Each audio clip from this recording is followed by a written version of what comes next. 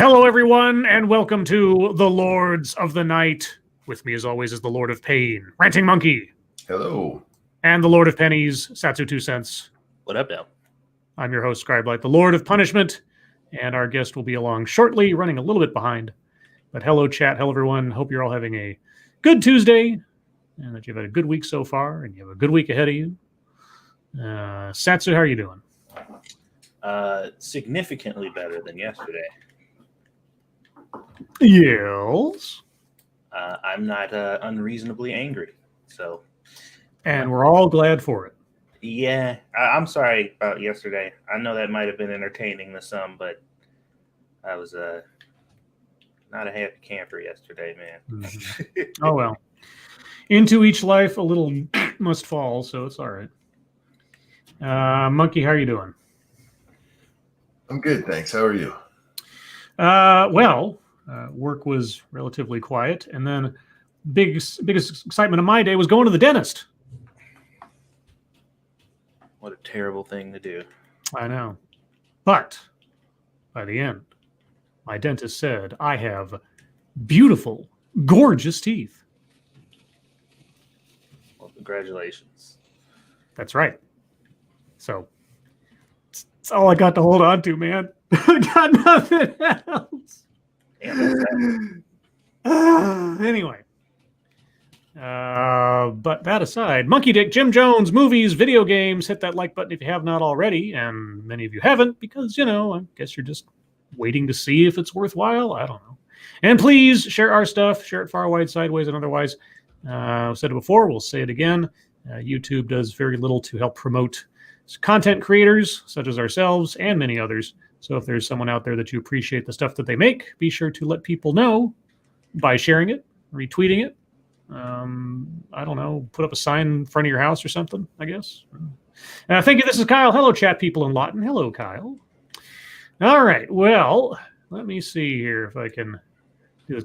I got to keep one eye on the control panel window for when Matt shows up so I can let him into the show.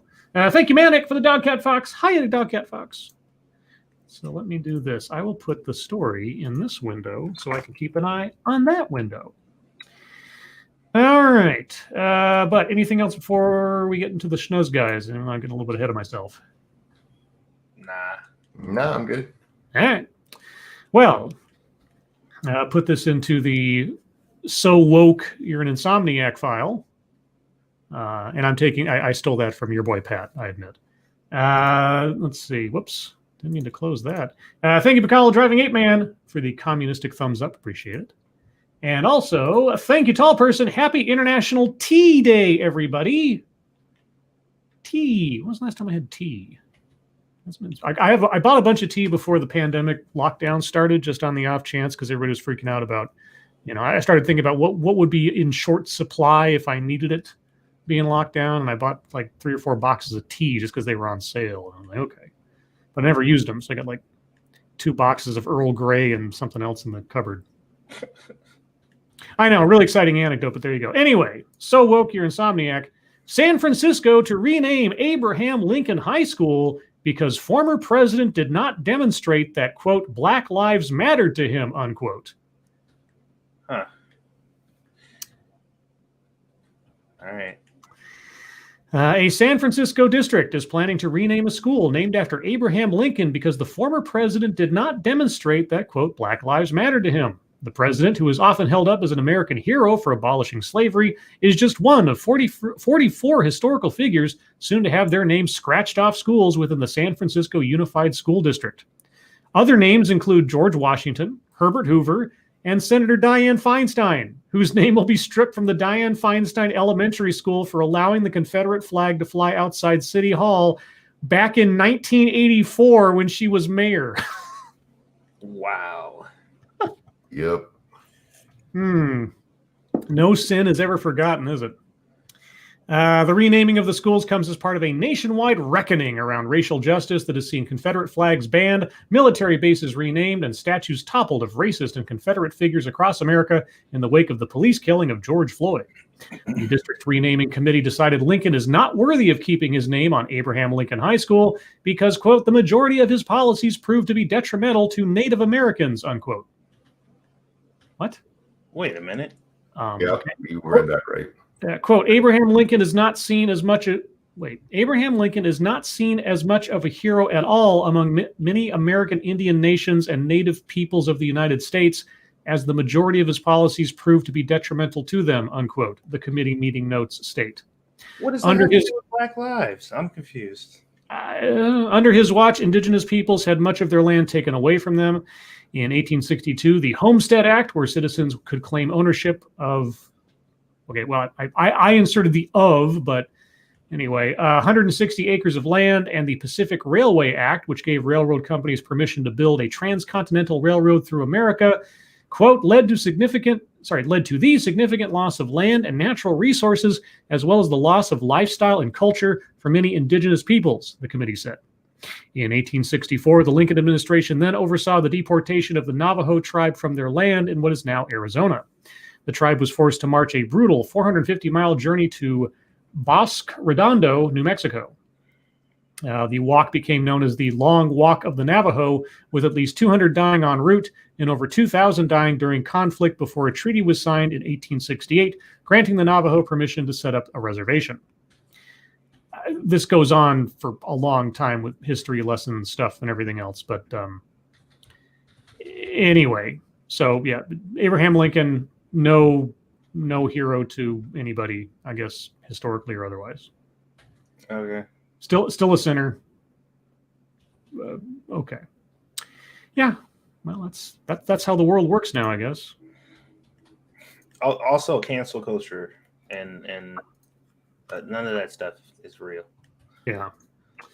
Let's see. Thank you, Andrew Joyner, to your Jack Daniels fund. Thank you so much, Andrew. Appreciate it. Thank you for contributing to my alcoholism.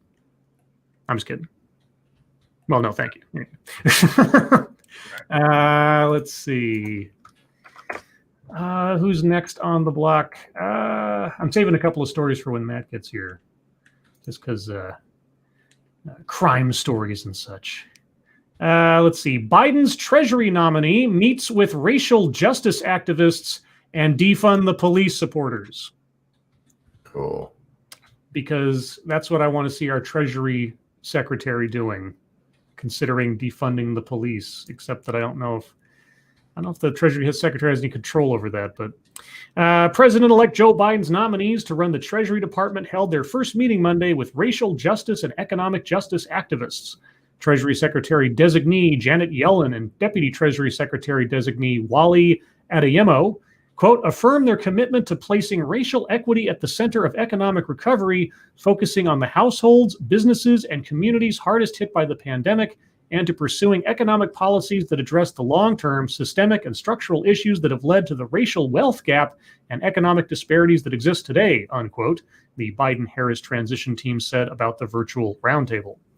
Among the participants were activists who have supported the Defund the Police movement, such as Black Lives Matter co-founder Alicia Garza, Color of Change President Rashad Robinson, and National Director of the Working Families Party, Maurice Mitchell. And joining us now from the... Hello, Matt Orchard. Welcome to the show.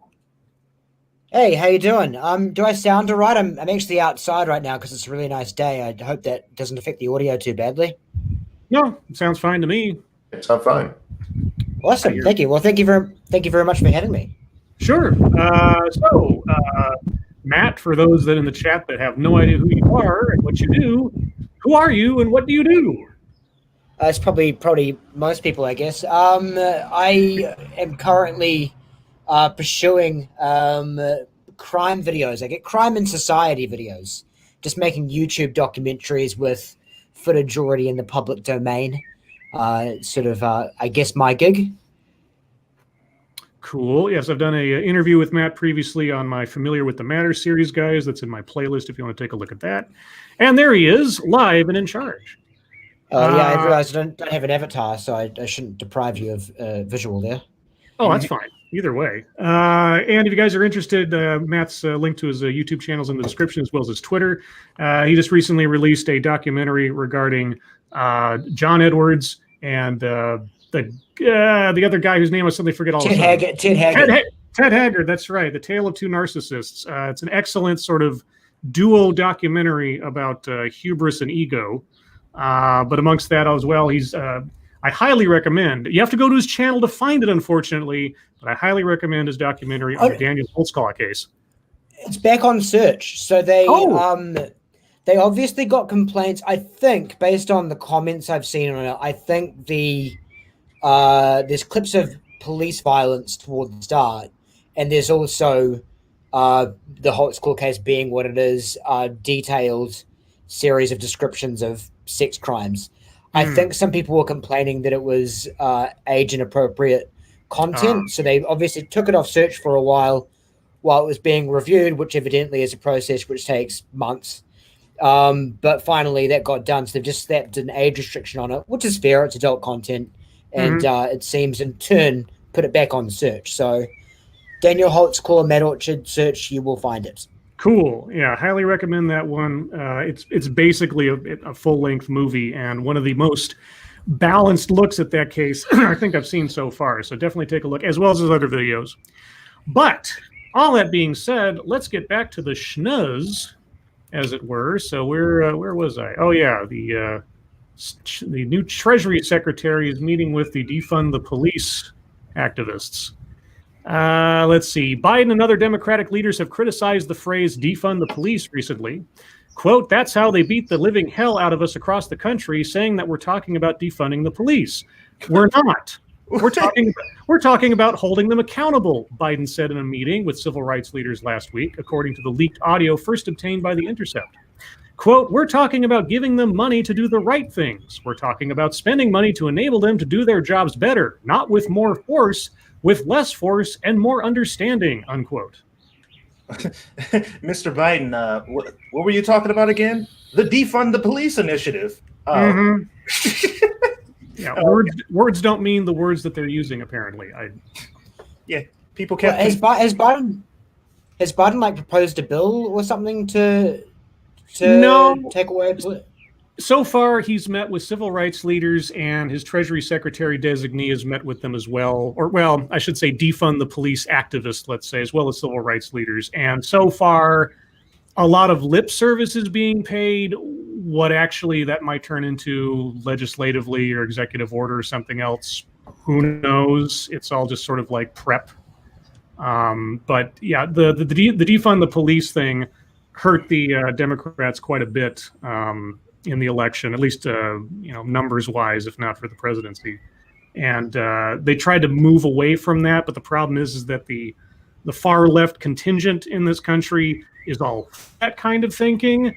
So trying to play down that notion and saying, oh, we don't actually mean defund the police, causing some rifts, I'm sure, politically. But let's see. So that's been going on. But let's go to one of the stories that I set aside specifically because Matt is here. Thought he might find this interesting if you didn't already know about this. Wannabe Instagram star allegedly ripped her own mother's heart out in shocking murder. I saw this on your Twitter. Yeah. How'd she rip the heart out? Like with her hands, horror movie style? It's even worse than just. It's even worse than that. Yeah. A young medical student and Instagram star, Wannabe, allegedly ripped out her mother's heart, lungs, and intestines, then calmly washed the blood off in the shower and met up with her boyfriend, according to a report.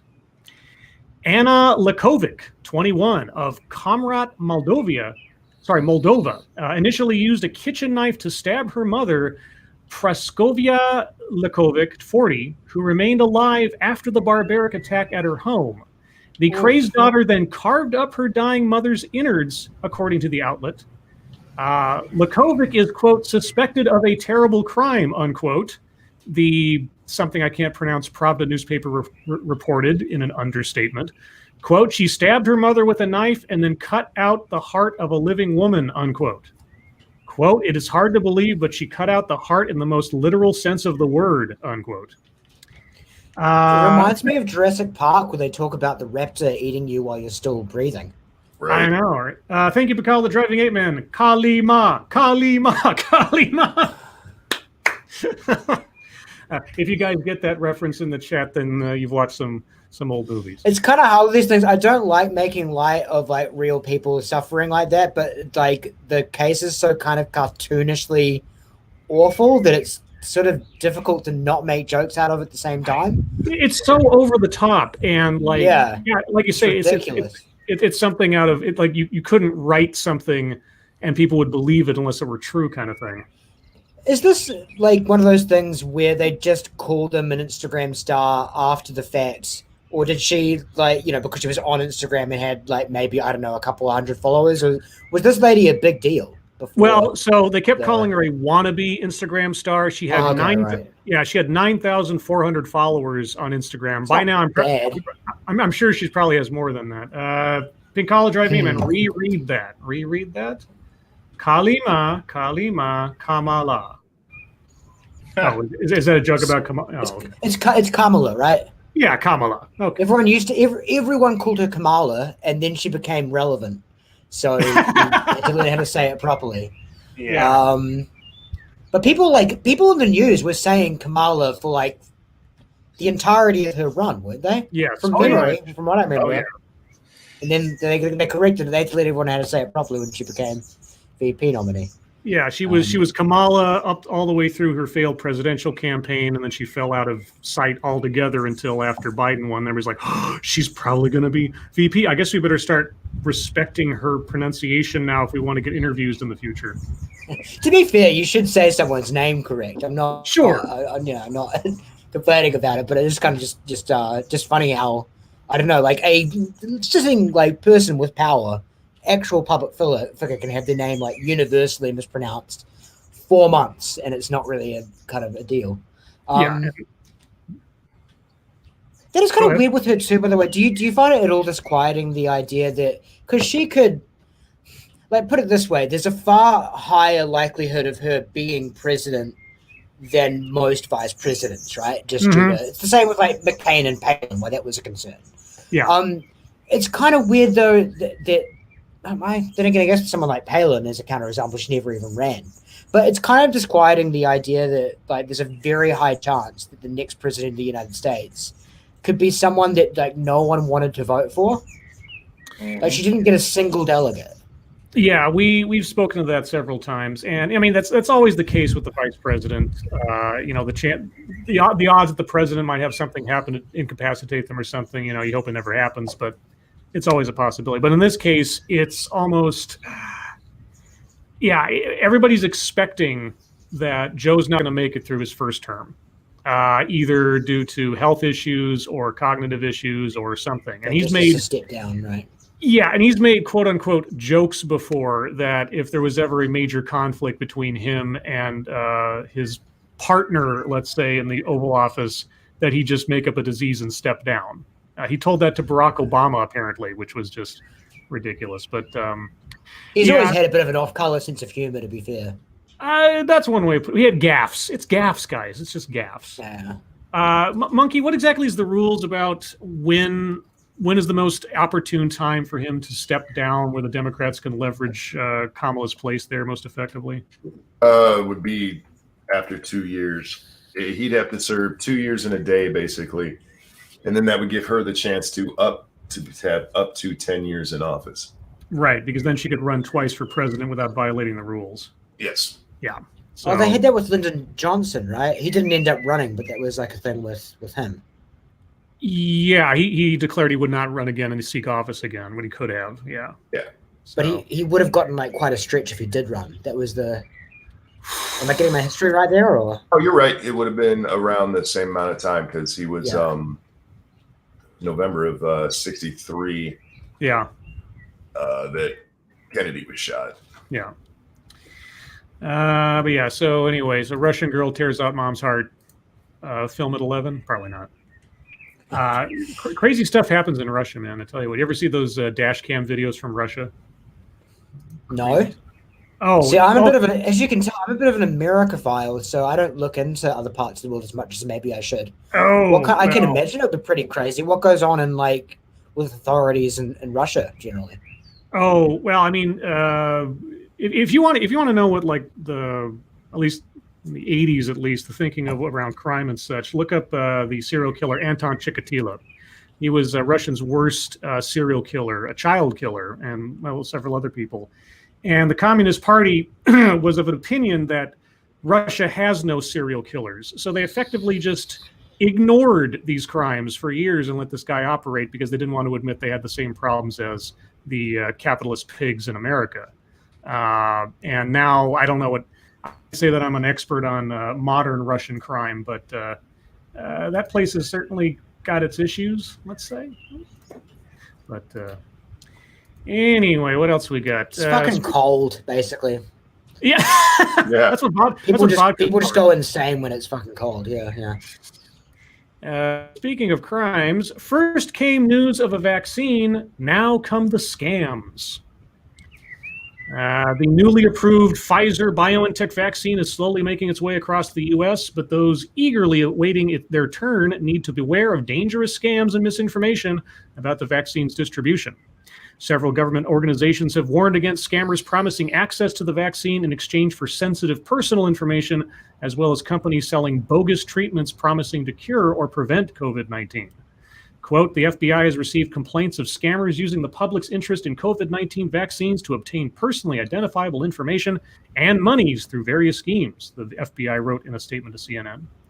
The Bureau told CNN it plans to remain vigilant as, quote, scammers continue to exploit the COVID-19 pandemic for personal gain, unquote.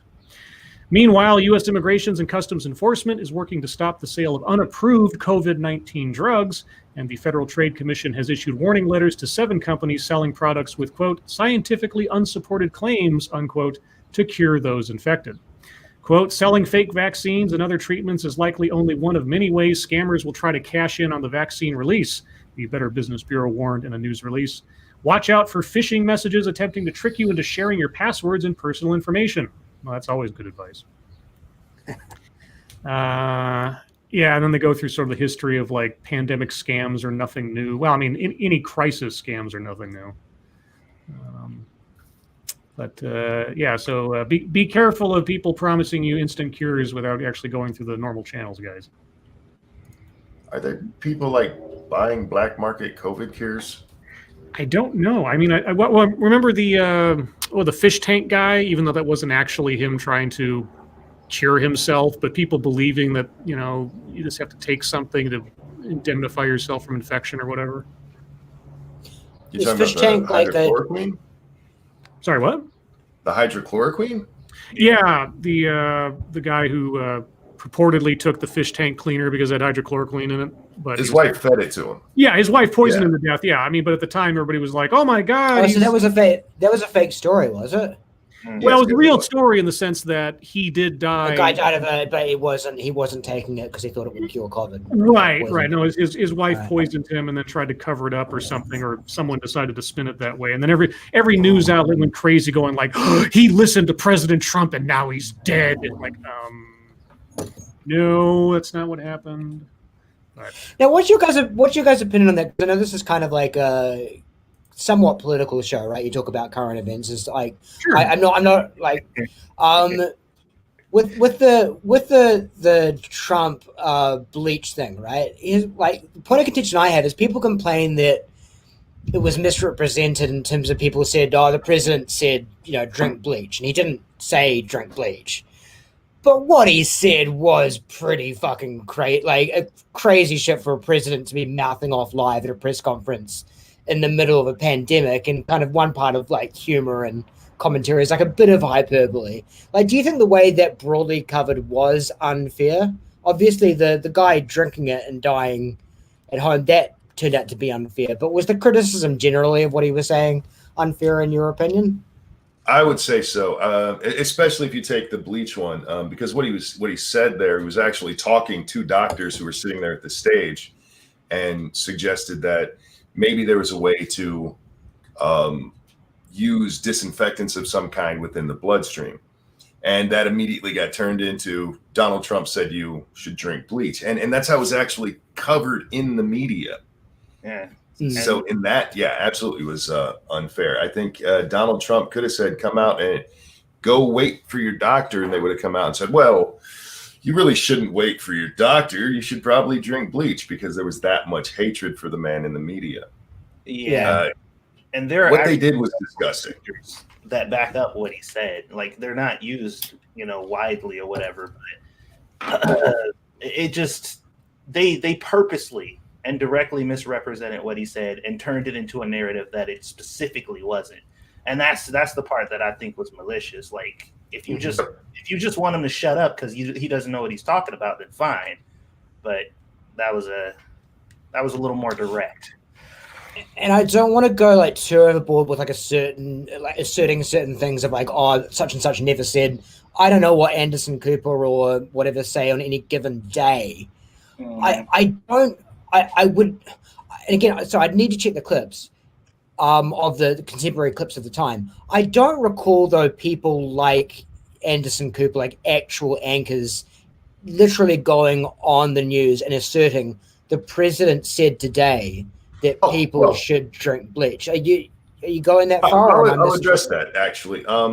There were some, but they also hosted people who said that and never corrected them once.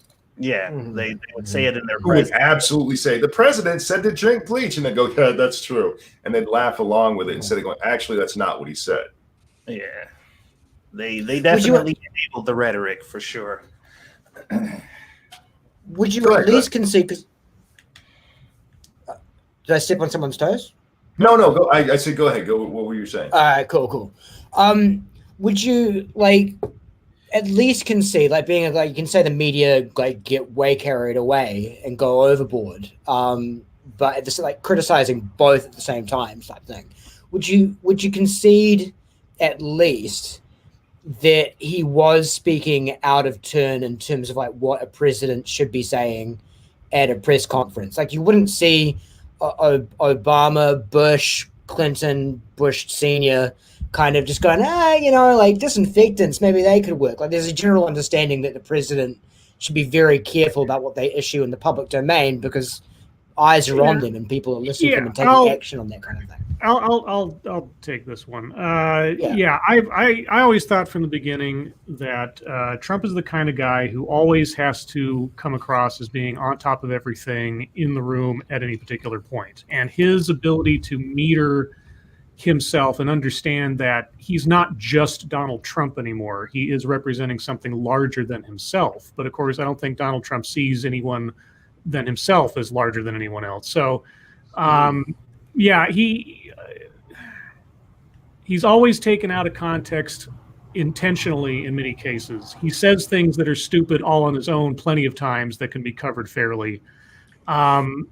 So yes, he doesn't necessarily have the same filter / governor in his brain that a more polished politician would have, or someone that's more practiced in dealing with those kind of things. Now, that is both a reason, but it's not necessarily an excuse. The guy, I would have hoped, and this is why I didn't vote for the guy, but I didn't vote for Hillary either. I don't believe it's impossible for someone who has no political experience to be an effective president. I don't think that's we don't have a country. The rules aren't set up in such a way to prevent anybody from becoming president. However, there is a certain cachet, a certain way of comporting oneself that I would expect from someone in that office, and Trump almost never had it.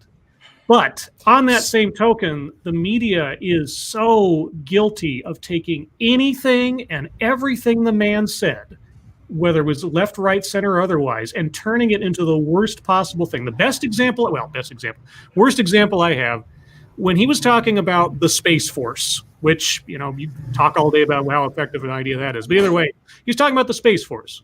And in a interview or in a cabinet meeting or something, he said the Space Force will be a separate but equal branch of the military.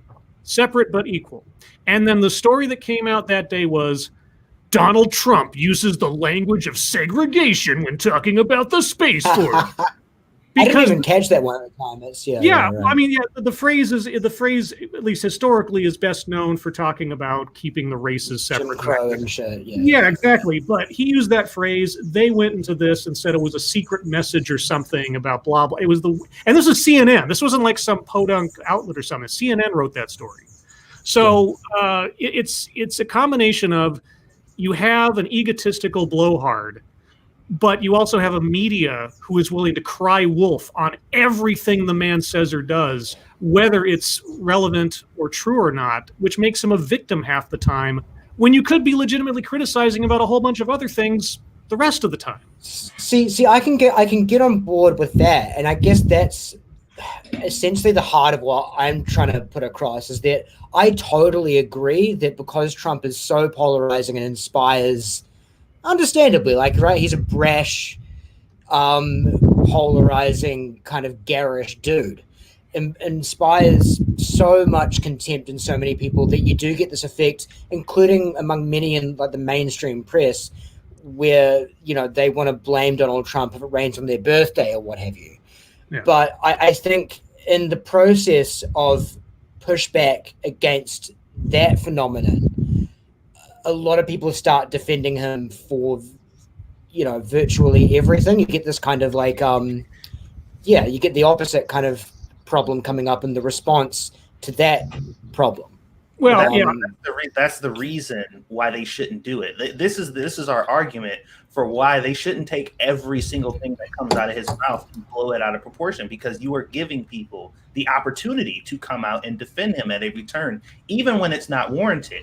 And, you know, it creates this situation where you have these people coming out doing that type of stuff. In regards to the question itself, if he wasn't specifically doing that talk with doctors, and that question that he asked when he made that statement wasn't made directly to the doctor as an inquiry, then yeah, I think you would have a point that he was definitely talking out of line and shouldn't have been talking about it. But he had doctors up there, professionals, and they were talking. Well, no, but real quick, and especially considering the context of why that came up was he was talking about how disinfectants can kill the virus on contact. Right. That's why he even said it. And then there's this, because he also talked about UV light, and they came out and they were all like, that's stupid. Why would he say? And it's actually turned out it's two is actually being done right now. Right. I concede that you, at the heart of the words he was saying, or underneath the surface of what he was saying, was actually truth in there, right? Like, they have found that UV exposure can, or at least they had at the time, I don't know what the current state of play is, but at the time, at least, there was evidence that the virus would kind of recede, or whatever the word is, if it got exposed to UV, whatever. I get that. But going to what you were saying about, well, actually in the context with, like, it was a press conference about the pandemic and there were doctors there, I would say that actually heightens the irresponsibility, because he had experts right there that he could defer to. Or what do you have to say about that? Well, he did. Or whatever, but instead he wanted to. No, that's what I'm saying. He asked that question to the doctor and asked him to confirm it. What he said was, maybe that is something you can look into.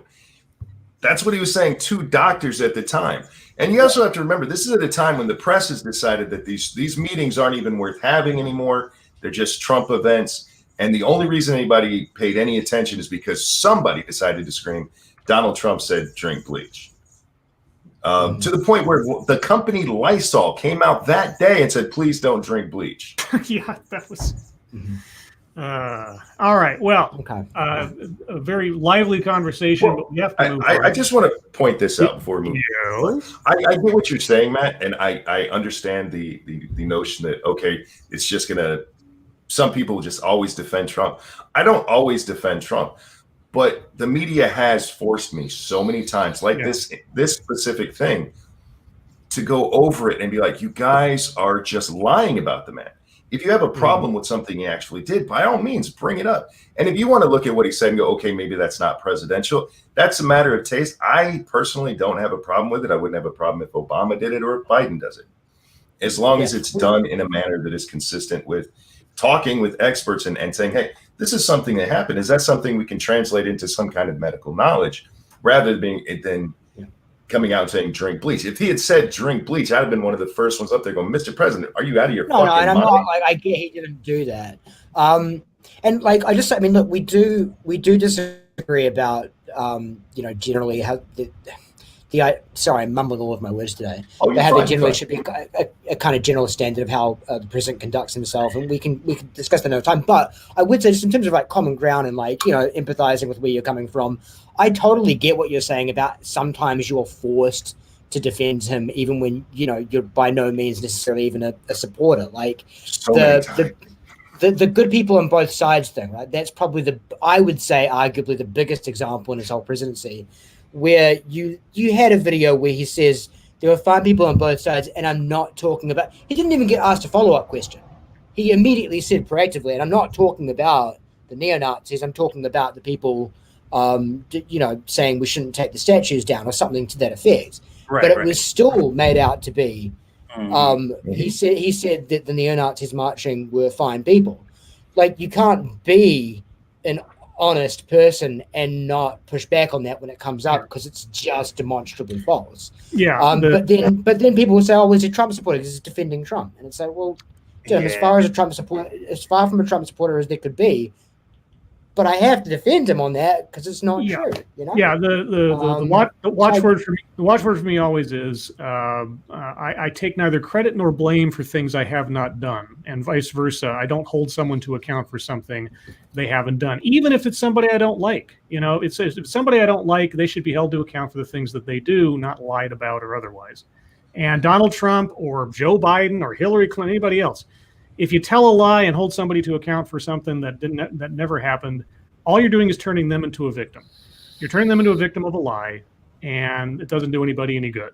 And it makes you a liar. So, and that's been the frustration. And you're turning yourself into a victim, because now you have to be a slave to just a fictional reality to keep up appearances. It's not really a way to live. Well, it's a way to live if you're a media company who's looking to get clicks on their headlines. And that's one of the things that's been driving the press in the last 4 years, is they can say anything, and as long as it sounds like it's scandalous about Trump, they don't really care about the content, and God knows they don't, because I read it every night.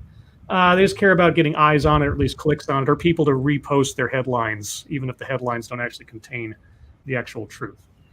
But let's move on to MSS News. Yeah. No, it's fine. It's fine. It's perfectly fine. Thank you. I really appreciate the conversation. Just that I'm a format junkie, and we have a format. And so there are news stories submitted to us by the viewers. Guys, if you have news stories you'd like us to read on the air, please send them to us via Twitter using the hashtag MSSNews. Can't promise we'll get to them all, but that's because I'm long-winded. Let's see. This one comes from Jedi Ghost Bear. What's this? She stalked her daughter's killers across Mexico one by one. Armed with a handgun, a fake ID card, and disguises, Miriam Rodriguez was a one-woman detective squad. Is that what you want to call it? Detective squad? Defying a system where criminal impunity often prevails. Holy cats. This sounds like a movie of the week. It sounds like Kill Bill. Sounds like Kill Bill. Sounds like, Death Wish. I don't know. San Fernando, Mexico. Miriam Rodriguez clutched a pistol in her purse as she ran past the morning crowds on the bridge to Texas. She stopped every few minutes to catch her breath and study the photo of her next target, the florist. Okay. Run, florist. She had been hunting him for a year, stalking him online, interrogating the criminals he worked with, even befriending unwitting relatives for tips on his whereabouts. Now she finally had one. A widow called to tell her that he was peddling flowers on the border.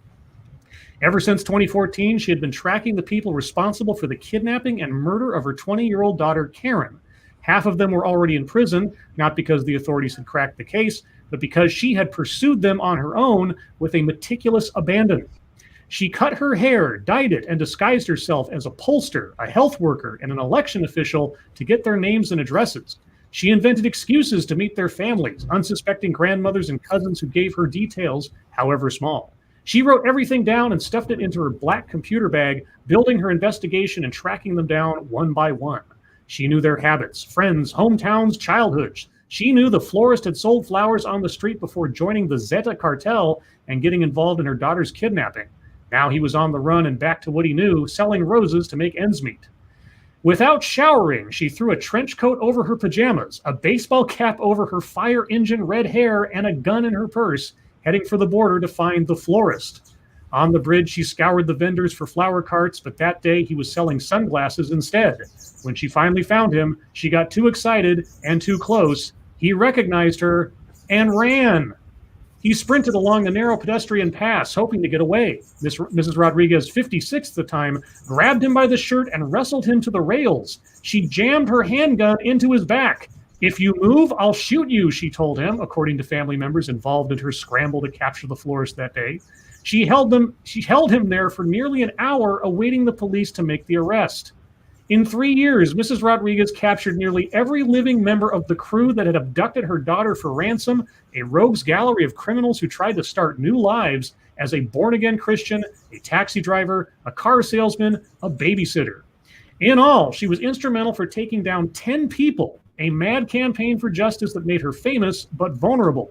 No one challenged organized crime, never mind put its members in prison. Damn.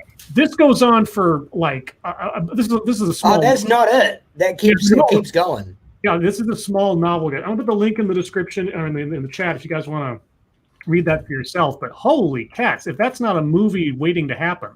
Oh, that's definitely gonna be a film at some point. That's something else. Holy shit. But kudos to her, I guess. But man, putting your life on the line, that's crazy. And she didn't even kill him. Like that's where I thought this was going. Like I thought it was like, yeah, she ran across the country murdering each one. Yeah, I thought she was going to pull a Charles Bronson or a Munich kind of thing with the Mossad or something. But no, she was just like, wow. All right. Well, kudos to her. What's the source for that one? I don't want to be a party pooper, but I hear something like that. New York Times. Oh, fuck. Okay. All right. Well, it must be legitimate if it's the New York Times. Well, no. Yeah, well, we know. Moving on. This one comes from Chicago Mike. Chicago Mike.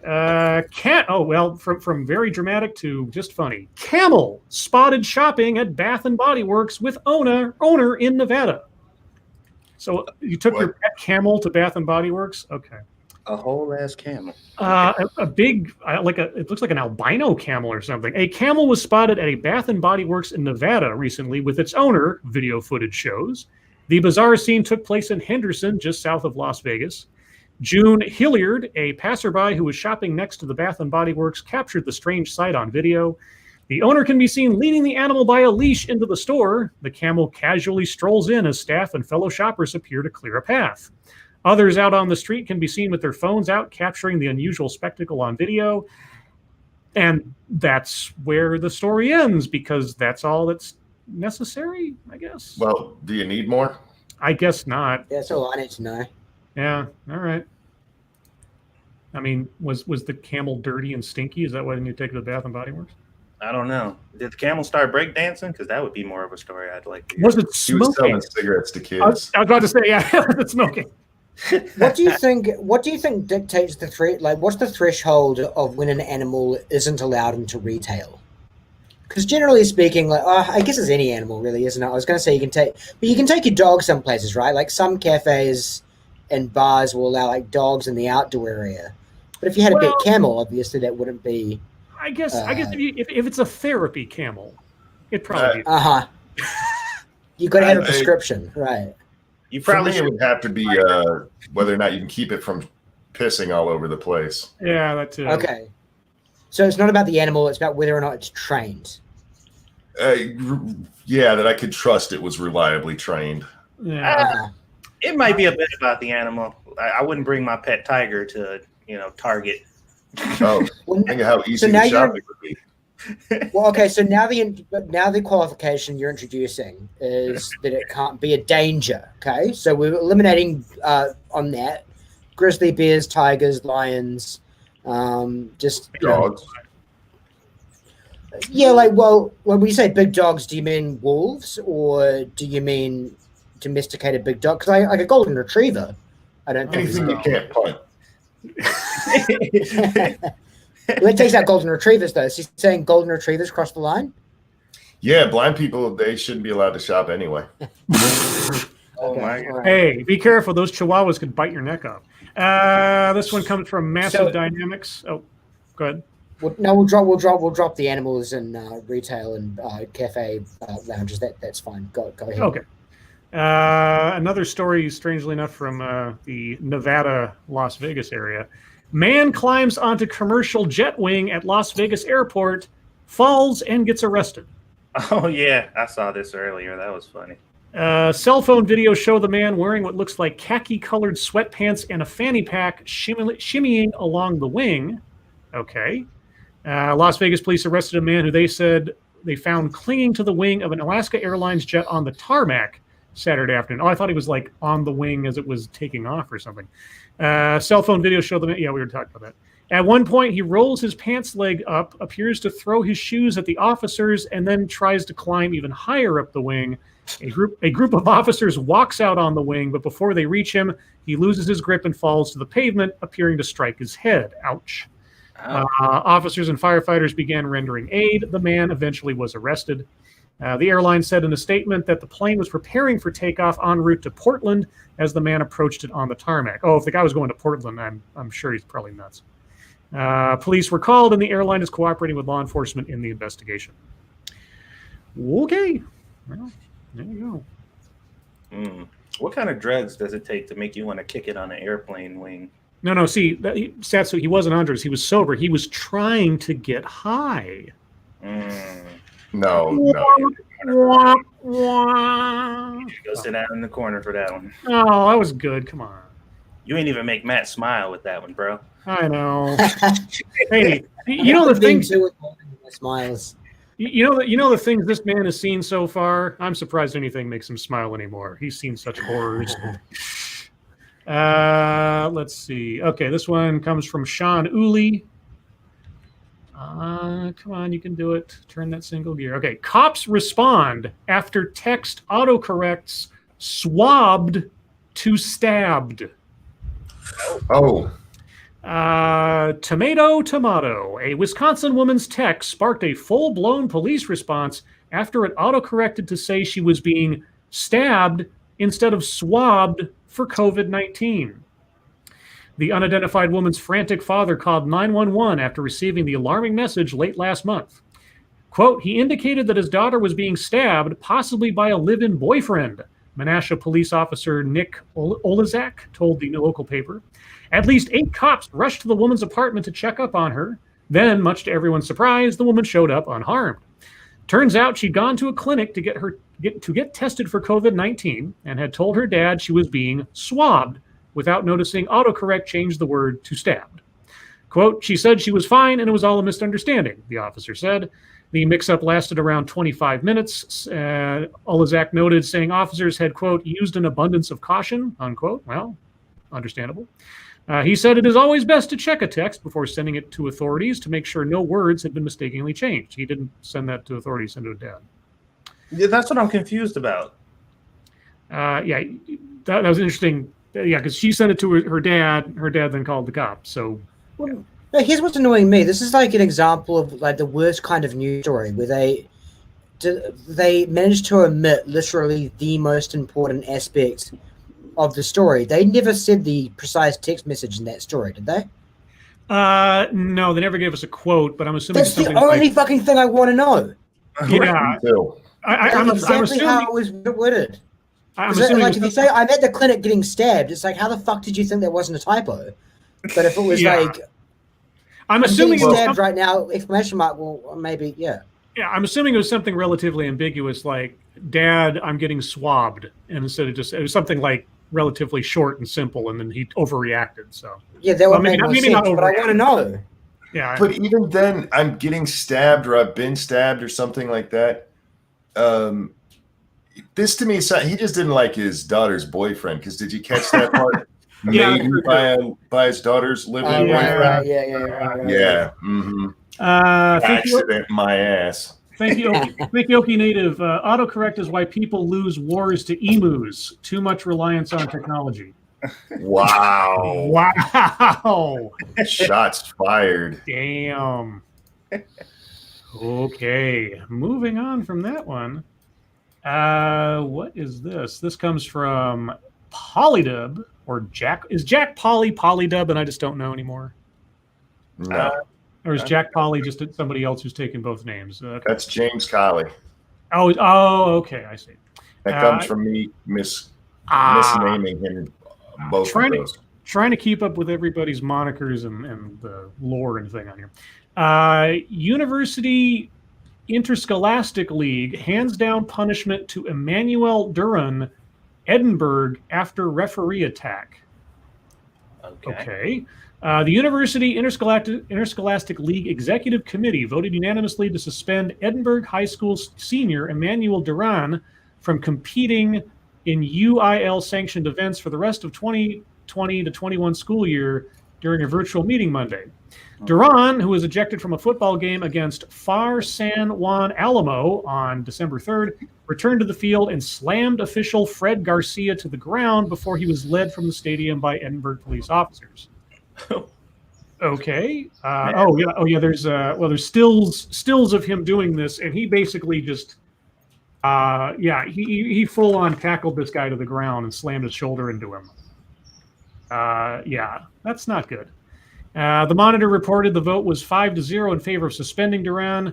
In addition, Edinburgh head football coach J.J. Leja will be placed on a 1-year probation during the 2021-22 academic year. Okay, well, let's. Stupid kid did a stupid thing, gets stupid prices. I'll tell you. Let's see, who else? That's a whole bunch of those. This one comes from Stargazer Nuts. Back into the world of crime. LA's new DA, George Gascon, to drop special charges in accused cop killers case. Okay.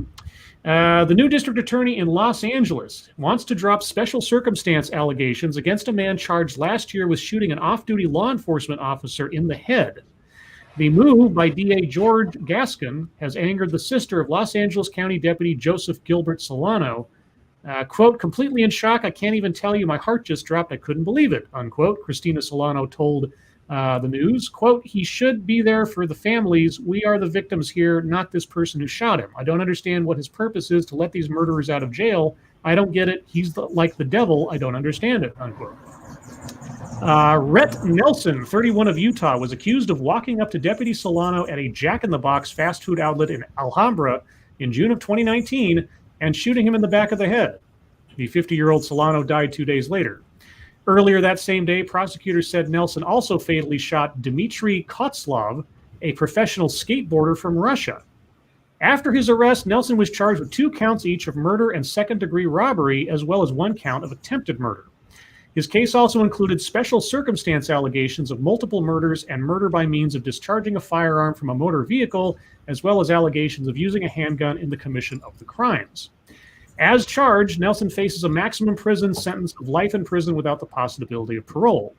Without the special circumstance allegations, Nelson faces a sentence of at least 40 years and be eligible for parole. Nelson has pleaded not guilty. Gascon, a former LAPD cop, was sworn in as DA last week and has vowed to reform the criminal justice system by eliminating the death penalty, doing away with cash bail in many cases, and refusing to impose special circumstance allegations as sentencing enhancements. So he's an activist as a DA. Okay. A representative from Gascon's transition issued a statement to Fox 11 that said that the prison sentence Nelson would face is 40 years to life. How do you walk up directly to somebody, put a gun in the back of their head, and pull a trigger and say, that wasn't me? So just across the board, he's going to start reducing sentences for killed 2 people in this and a police officer, and it's 40 years from now, he might have a chance. Yeah, it's kind of the way it is in New Zealand by default, by the way. I mean, I personally, I'm against the death penalty, but in this instance, I have no problem with him getting life without for what he did. Because if somebody's willing to just blow people away like that, I don't think that person is safe 40 years from now or 100 years from now. I mean, it's definitely cold-blooded murder is definitely the sorts of crimes where, the argument could best be made for it. I guess the count. The counter, I guess, is the notion of like retributive justice versus what's the fucking word I'm looking for? Correctional Restorative justice. Like if restorative, restorative is more about the victims, right? Which is probably like matters. It depends on who's saying it. Real quick though, thank you, Gutenberg. Gutenberg, it's literally Hitler. Just says scribbles. I think it was. I think Gutenberg gave me the nickname Scribbles, if I'm not mistaken, or somebody in that original group did. But Gutenberg, we haven't had you on in forever. We're gonna have you on again sometime. I haven't seen you in a while, bud. Thank you so much. Sorry, Matt. Go ahead. I mean, yeah, I don't know if I'm getting the terminology right, but just generally, without trying to get the right word for it, the idea that the criminal justice system should have a focus on like rehabilitation and kind of fostering people back into society. Mm-hmm. I mean, obviously, 40 years in prison is the bulk of most people's lives. It's not exactly, it's hard to call it, bleeding heart, right? I mean, 40 years in prison is no joke. Obviously, that person you killed is getting infinity of death, so there's no way of making your punishment match what you've done to them. But there's an argument, should the justice system be all about just punishing someone as much as possible, or if there's kind of more to be gained? Is there something to be said for giving them a second lease on life after they've given away all their best years to the justice system? And depending on the crime, I'm willing to have that conversation. But out and out, like slaughtering two people, just like ambushing them and killing them. I'm like, sorry. Not so jazzed about that. Sorry, buddy. Thank you, Mighty Balzac. Is underarm bowling cheating? What? Is underarm bowling? I don't know what underarm bowling is. Yeah, is that some kind of slang? I'm just too much of a boomer to understand, Mighty Balzac. Is that like when you like hold the ball with like two hands and put it in between your legs? Granny bowling? Granny bowling or whatever. Because underarm bowl, I don't know what that means. I'm about to say your arm is typically. I don't know anybody who overarm bowls because that's called a throw. Is underarm bowling cricket? They're saying. Are they asking me? Are they asking me because I'm a Kiwi? Maybe that's it. Maybe that's it. Yeah, go ahead. I don't give a fuck about cricket, man. I don't care. All right. Let's see. We talked about that one. Oh, are we on yesterday's news already? I guess we are. Let me scroll back up and see if we got anything else. Otherwise, we'll let me refresh real quick and make sure I haven't missed something else. Nope. I read that one. We already did that one. Here's one. Here's another. I'll do this one, then we'll move on. This one comes from Jack, the motherfucking cockring. And child left in tears after mall Santa said no to Nerf guns is flooded with toys, including from the NRA. Oh yeah, this happened a little bit ago. This is published today, but I thought the story was kind of run out. Anyway, I don't know if we ever read it on here, did we? I don't think so. Okay. This happened like last week, I believe. All right. Well, for the sake of everyone's edification, a boy who was left in tears after a mall Santa said he wouldn't bring him a Nerf gun has since been flooded with the toys. Video of the exchange went viral last week. In response, the mall and the National Rifle Association have sent different Santas out to the house to gift the child Nerf guns. Hasbro, the Nerf toy maker, also sent the boy blasters, and the family has received many more toys they plan to give out. In the video, 4-year-old Michael DiCarlo told a Santa at an Illinois mall that he wants a Nerf gun for Christmas. Quote, "Nope, no guns," the Santa responded. Michael's mom, Sabella DiCarlo, stepped in and told the Santa that the boy said Nerf gun, thinking he had misheard her son, but the Santa still said no guns. "Nope, not even a Nerf gun," the Santa responded, saying the boy's dad could get it for him and offered to bring other toys. Michael soon burst into tears. In an interview with Fox News, his mother said she was in shock at Santa's response. Quote, "I thought he was joking. I thought he heard just gun," she said. "I know for some parents they don't allow Nerf guns in their homes. It's a personal choice," Sabella DiCarlo told the network, adding that, quote, "It's not his job to tell my son no. It's my job to tell my son no," unquote. The mall, Harlem Irving Plaza in Norwich, Illinois, responded by saying the Santa who denied the boy the toy had, quote, "turned in his resignation and sent out another Santa to the DiCarlos to give the child his gift." Yeah, you know, if it weren't for cell phone cameras, nobody would know or care. But whatever. Man, I just don't understand. Like, how much were they paying you for you to be like, yeah, this is worth doing this for? Like, I just don't understand. Like, I don't know. Like, now's the time to be one of those guys, you know? Yeah. I just love the concept of like Santa pushing a fucking agenda. It's I don't know. It's a sign of the times, man. Yeah. Santa getting all fucking on his high horse and preaching to some fucking child sitting on his lap. It's amazing. It's great. There's a question in the chat, Matt. Do you have a Streamlabs or a Patreon or something? I tried looking on your channel for one. I didn't find one myself. Thanks for asking. I think I'm gonna try and set up a Patreon when my next video comes out. The only thing is I don't know how I'm going to manage like perks because I don't know quite what to do with that. Like I can't make an extra documentary every month. It's just not feasible. So I've got to figure something out. Like maybe it's like small little bite-sized videos and bonus. But so that'll be a work in progress. But what some people do is they'll provide their Patreons early access to the next video like a day or two in advance so they can see it. Yeah, I've been thinking about that. I might do that. I might do. Like once I get really serious about it and I've got like a good body of work, I might consider the dreaded paywalling of old content. It works for JCS, right? Because there's a lot of people that like just find them, and so the stuff that they've paywalled is as good as new content to them.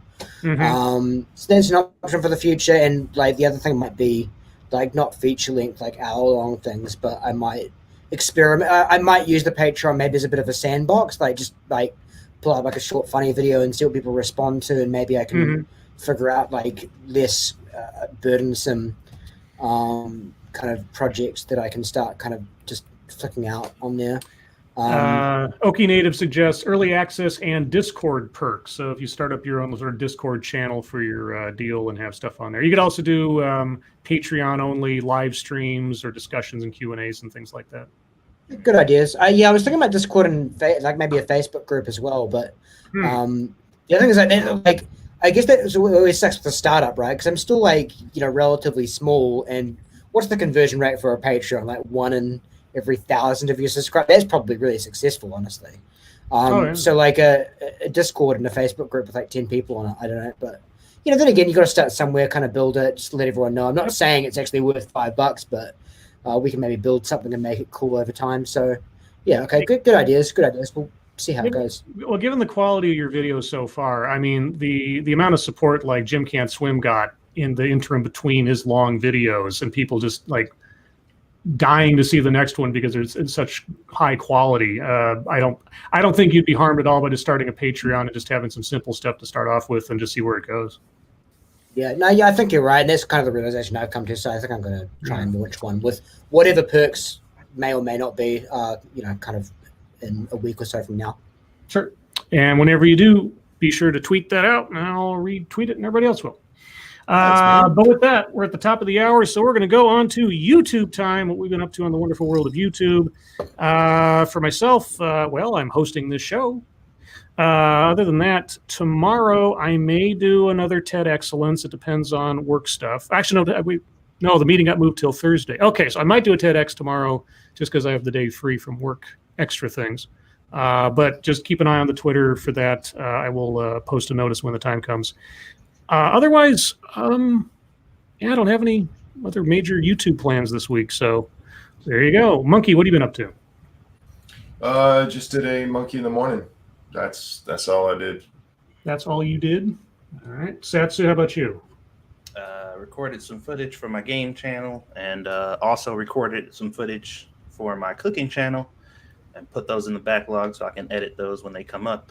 And that's pretty much all I've been up to. No live stream tonight for the gaming channel because it's Tuesday and I ain't about that life. So Monkey might do something though, so be on the lookout just in case. And you have some new attire for your cooking shows now, don't you? I do, and if I ever get to the point to where I have a decent enough kitchen to use a camera, I will. I can't wait to actually wear them. Scribble's got me some chef hats. Wait, hold on. You do cooking shows without a camera? Yeah. Well, it's not really a cooking show. I upload cooking videos of just me cooking for my family on the regular basis, but I don't have like I don't have like a set or anything, so it's just you can see my hands and what I'm cooking. You know what I mean? Oh, that's enough. Yeah. Hey, yeah. fuck, Babish should have just that. Yeah, I just my kitchen's not really big enough to do it that way, and I'd love to do it that way. I just unfortunately I'm not in a position to do so. So working with what I got at the moment, but yeah, it's that's cool. I thought you were saying it was like an audio only cooking show. Oh no. Yeah, the cooking podcast. That would be hilarious. Are there such thing? I don't even know. That would be funny. It's actually kind of, now I'm thinking about it, maybe you could do something with it. I don't know. Yeah. Now I'm gonna describe to you what I mean when I say, seared lightly brown. Okay, so this is kind of how that kind of thing. Oh geez, Theater of the Mind cooking podcast. That'd be something else. Those cooking books and instructions are a bit like that sometimes. Like one thing that always annoys me is like when the grains are slightly glassy. I'm like, what? I don't know what glassy is, dude. Like when but yeah. Well, and going around the circle, Matt, what are you working on, if you can say, or what do you have coming up in the near future?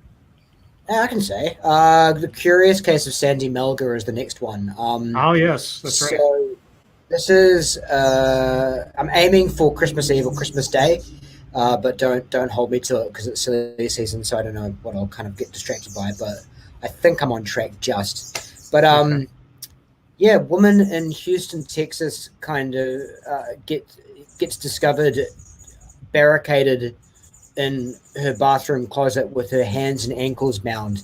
Her husband in his bedroom closet stabbed brutally to death. And she is now serving 27 years in prison for the murder.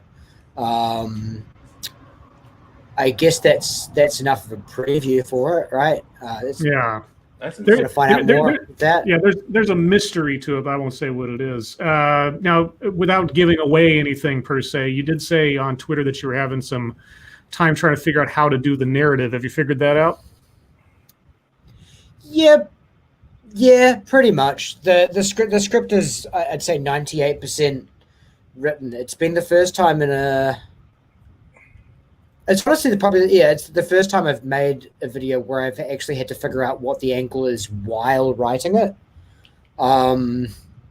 It's just I don't know. It'll be one of those ones where it just kind of like keeps unfolding as it goes, as opposed to having a clear, consistent angle. If that makes sense. I don't know if it even makes sense to me. I don't know exactly how it's going to come out. I think it'll be fun though. I think it'll be an interesting one.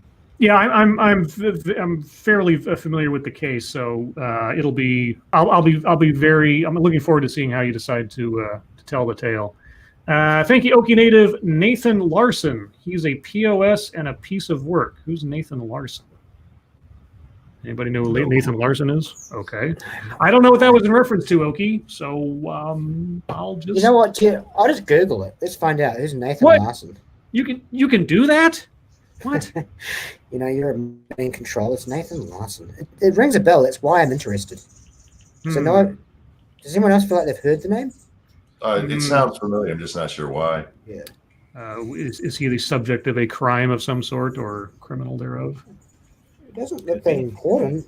Nathan D. Larson is an American perennial candidate for public office in the U.S. state of Virginia, so not even a national figure. He served 14 months in prison in the felony of threatening President George W. Bush's life. Well, that actually makes it more interesting. Oh, okay. I don't know why. Is he supposed to be in the news at the moment? I don't know. If that is the Nathan Larson that Okie was referring to, I'll keep an eye on the chat in case Okie clarifies. But this is a real pro and con guy actually. So get this. He has advocated, no, that's not a pro. Whoops, sorry. He has advocated for greatly curtailing women's rights and decriminalizing child sex. I thought it was saying he's advocated for women's rights. Okay. He's against child sex, but no, decriminalizing child sexual abuse. So he thinks we should be more open-minded about it, incest, and is also, just as a kicker, white supremacist as well. On top of that, Oh, so good. there you go. I can see why some people would not like him. Yeah, what a piece of work. Sounds like a wonderful guy. Yeah, I'm sure he'll go far. Did the guy writing in just wanted us to diss him or get our opinion on him, or what was the initial? I don't know. I'll wait as soon as Oki responds. If he does, I'll let you know. But all right, Just have it on record. I'm against. Not for Right. Nathan Larson. Yeah, I know. Well, thank you, Oki. Either way, but let's move on to the wonderful world of internet fucketry. And Matt, that's where we talk about things we've just seen on the internet that have caught our attention or made us angry over the course of the day. I will start briefly, just because I'm hosting the show. The New York Times had a story, a little plug tweet that says CNN and MSNBC thrived during the Trump years, reaching new heights in ratings and revenue. Now faced with a Trump-less future, top executives at the cable news networks are seeking answers to a pressing question. What's next? And I said in a response, yeah, how will they survive using the Gawker model of journalism when they cannot effectively cloak it all in the aggrandized legitimacy of performing a check on the power of a totes dictator? I'm dying to find out, honestly. Oki Native says, thank you again. He's just a piece of shit. I felt like sharing. Well, Yeah, well, thanks, Oki. You're right. Thanks for taking a dump on my threshold. I appreciate it. I am honestly very curious to find out. I can predict, and we've talked about this on the show before, that more likely than not, at least in the early days, the media will revert back to a sort of Obama era. Everything is golden that comes out of the White House for a while, unless or until something cannot be ignored. But regardless, dude, I reckon that day is coming sooner rather than later. People who think this is like a return to normal. That it's not. I don't mean to bring things back to Trump. I think we've kind of done that, but it's Trump's a symptom of the time. He's not the cause of it. We're living in a very strange, polarizing, odd moment in history. It's not going to go back to business as usual just because Biden and Harris are in the White House. No, that's my prediction. Yeah, the whole media landscape, how people interact with each other, the divisions ideologically, you have to think the same way we do, or else you're on the other side forever and ever. No, that I don't think, regardless of Trump being out of the White House, that kind of mentality is not going to go away because A, it's simple, and B, it's profitable. As long as you keep people going into tribalistic mindsets, you can take advantage of them politically, financially, and so on. So it'll always be more beneficial to stoke those divisions than it is to try to trounce them, regardless of what Biden says about unity and all the other rest. Thank you again, Oki Native. Search for him on YouTube sometime. You'll get mad. I'm already not a fan of the guy, just from Matt's description. So yeah, I don't need to know much more. Yeah, thank you, Oki. Let's see. What else? Anything else on here today? Let's see. We talked about that. No, I didn't have much today. So, Monkey, did you come across anything that caught your brain? Maybe. I don't, honest to God, remember. Oh, that's good. Hang on. I'm trying to bring it up here.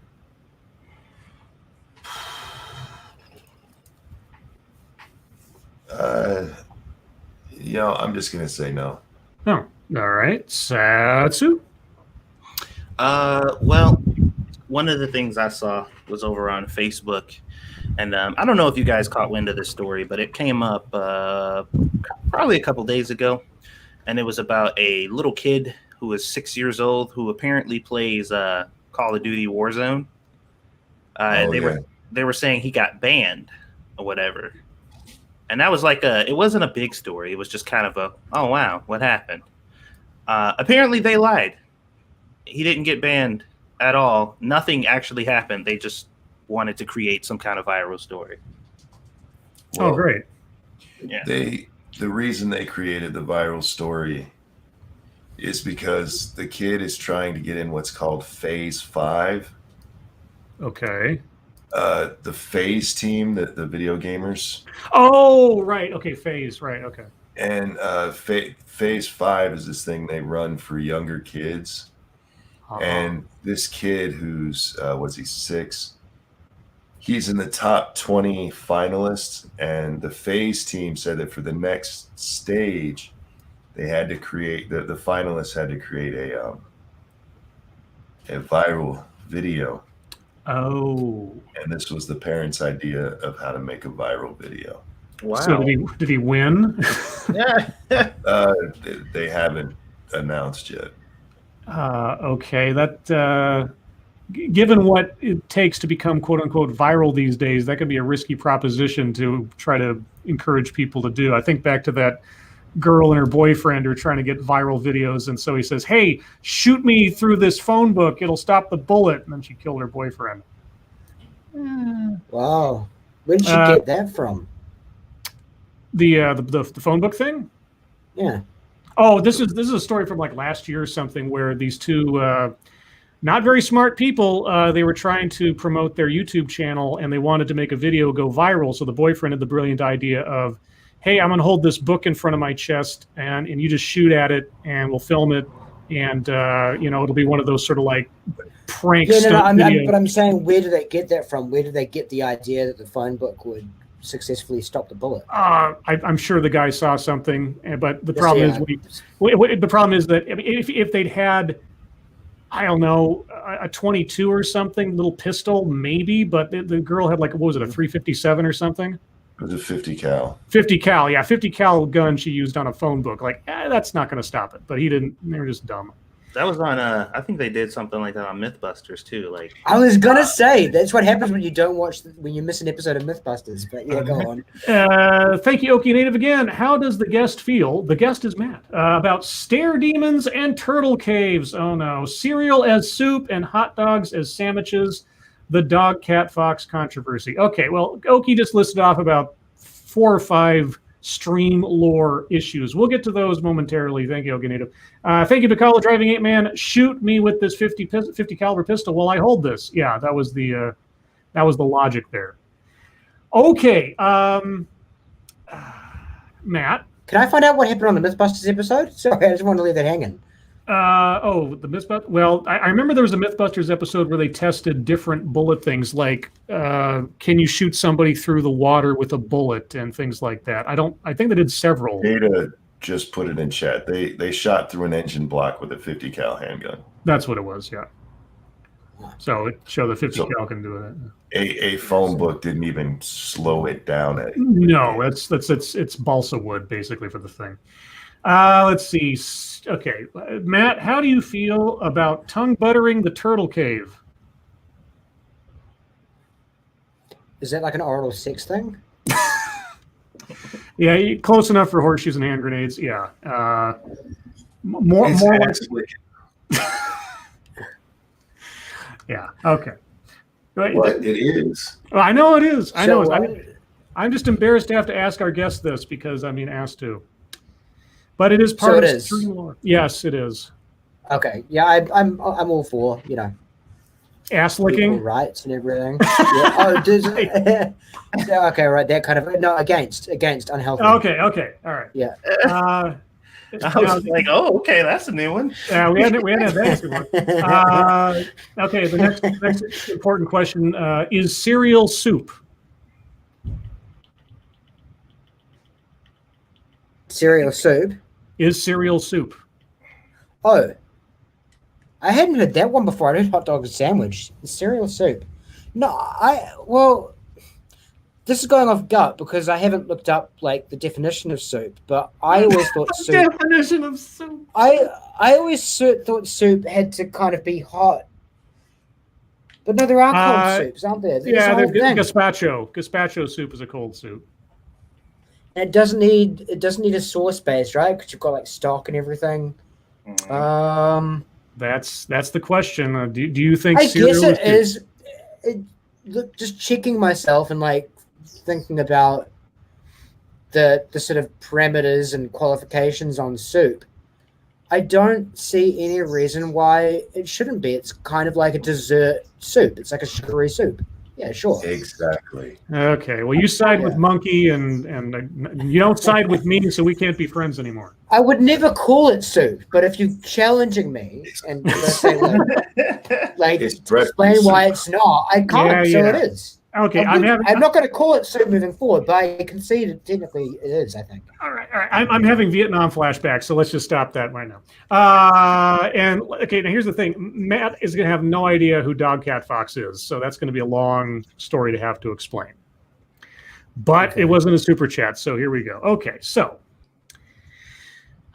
there is a little cartoon character that some people can put onto their super chats on YouTube that is of a creature.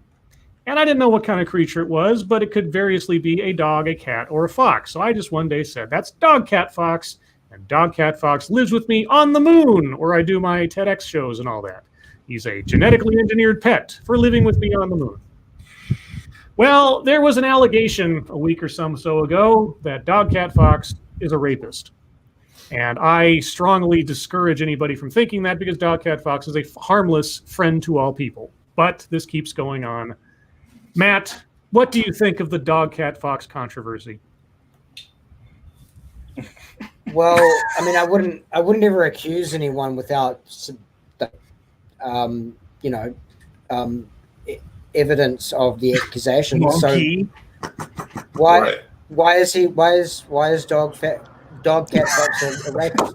Because So- Monkey said so. Because Yeah, he because- rapes people. No, because James Colley That's started what this. does it. No, it's not. Look, it's So it's just evil- based off someone said they are. Yeah, somebody said they are. It's okay. And now I've got 3 super chats, all with Dog Cat, 4 super chats with Dog Cat Fox. Manic, thank you so much. Dark Resurrect, thank you so Hey, much. look. Chicago Mike, thank you so much. And Shoehorn- one of them, he's forcing a bone on us. no, That's a rapist right there. he's presenting a That bone is a with rapist. it's a I bone didn't with a rape her. I presented my bone, Yana. it's a bone with a bow tie on. It's a gift being given. Shush you. That is forcing That's a what- bone So on how is it? people. How is he forcing it, Monkey? Are you not capable of denying the bone? Oh my, It's coming at me no matter what I Declining the do. bone? oh my God. It's Hold coming on. at me. Oh, stop It's it. still coming. Okie Native, thank you so No, much. no means no, Dog Cat Fox. Shush. Look, it's still coming. Shush, Okie Native, Rape thank it. you. Did no one warn Matt the Lawton chat is weird? He doesn't need, he's got all the evidence he needs for that now. Thank you, Chat Mort, for the other Dog Cat Fox. And thank you, Lady Gopher, for the And additional there's- Dog Cat Fox. There's Dog Cat Fox laughing about his rape. It's okay. Here's the truth. And thank you, Chef James, for the Dog Cat Fox. Here's the truth. Okay. We just discovered this the other day because it was posted on Twitter. Okay. Dog Cat Fox has an evil French twin No, named Monsieur Chien Chat Renard. no. Yes. He is a rapist. He was raised watching Pepe Le Pew cartoons, and so he has a bad idea about things, and now he's masquerading as Dog Cat Fox. No. It's Yes. It's one and the same. No. Yeah. Yeah. You're. Dog Cat Fox is innocent and I friend can't to all believe people. you standing up for that rapist. Oh my God. At this point, Matt is really Yeah. questioning his decision making here. I'm not endorsing Dog Cat Fox, but I'm not comfortable with accusing him Oh, of being a okay. rapist Well, at this point. fine. Thank you, Manic, again for the happy smiley Dog Cat Fox. He just raped somebody. Of course he did. Okay. Does anybody have any actual internet fucketry left, or shall we move on? Yeah, I don't have any more. So Okay, Matt, did you happen to pay attention to anything on the internet today that happened to catch your brain or irritate you you'd like to mention? Hey, I really don't want to bring it around to Trump again, but it just incidentally happens to. No, it just incidentally happens to involve him. It's not Yeah, yeah. political though. Okay. Did anyone see the new deep fake that the South Park guys did, the Sassy Justice thing? No. Check it out. Everyone's check it out. It's Sassy Justice. Look it up. I mean, it's Trey Parker and Matt Stone. How can you not want to check it out? But basically, what they've done is they've made this kind of it's the setup is it's a local news station in Cheyenne, Wyoming, I think is where Yeah. Cheyenne is. Yep. And it's this kind of camping news reporter runs around Sassy Justice, and he just so happens to look exactly like Donald Trump. They did like a deep fake of Donald, and I mean, you know how good deep fake technology's gotten. It's oh yeah, Yeah. freaking Oh, ridiculous how realistic they've made it look. Yep. But they put out a recent one recently, and this one it's not Sassy Justice. It's just like a message from the White House, and it's like Trump doing a whole a reading of Rudolph the Red-Nosed Reindeer. But then it turns out to be about election fraud, and it's not fair. They took it from Rudolph. He's good, And the thing that, like, I guess kind of I didn't like about it, that I was disappointed about, is the thing I've always loved about Trey and Matt is that they always like just have an angle that no one else has.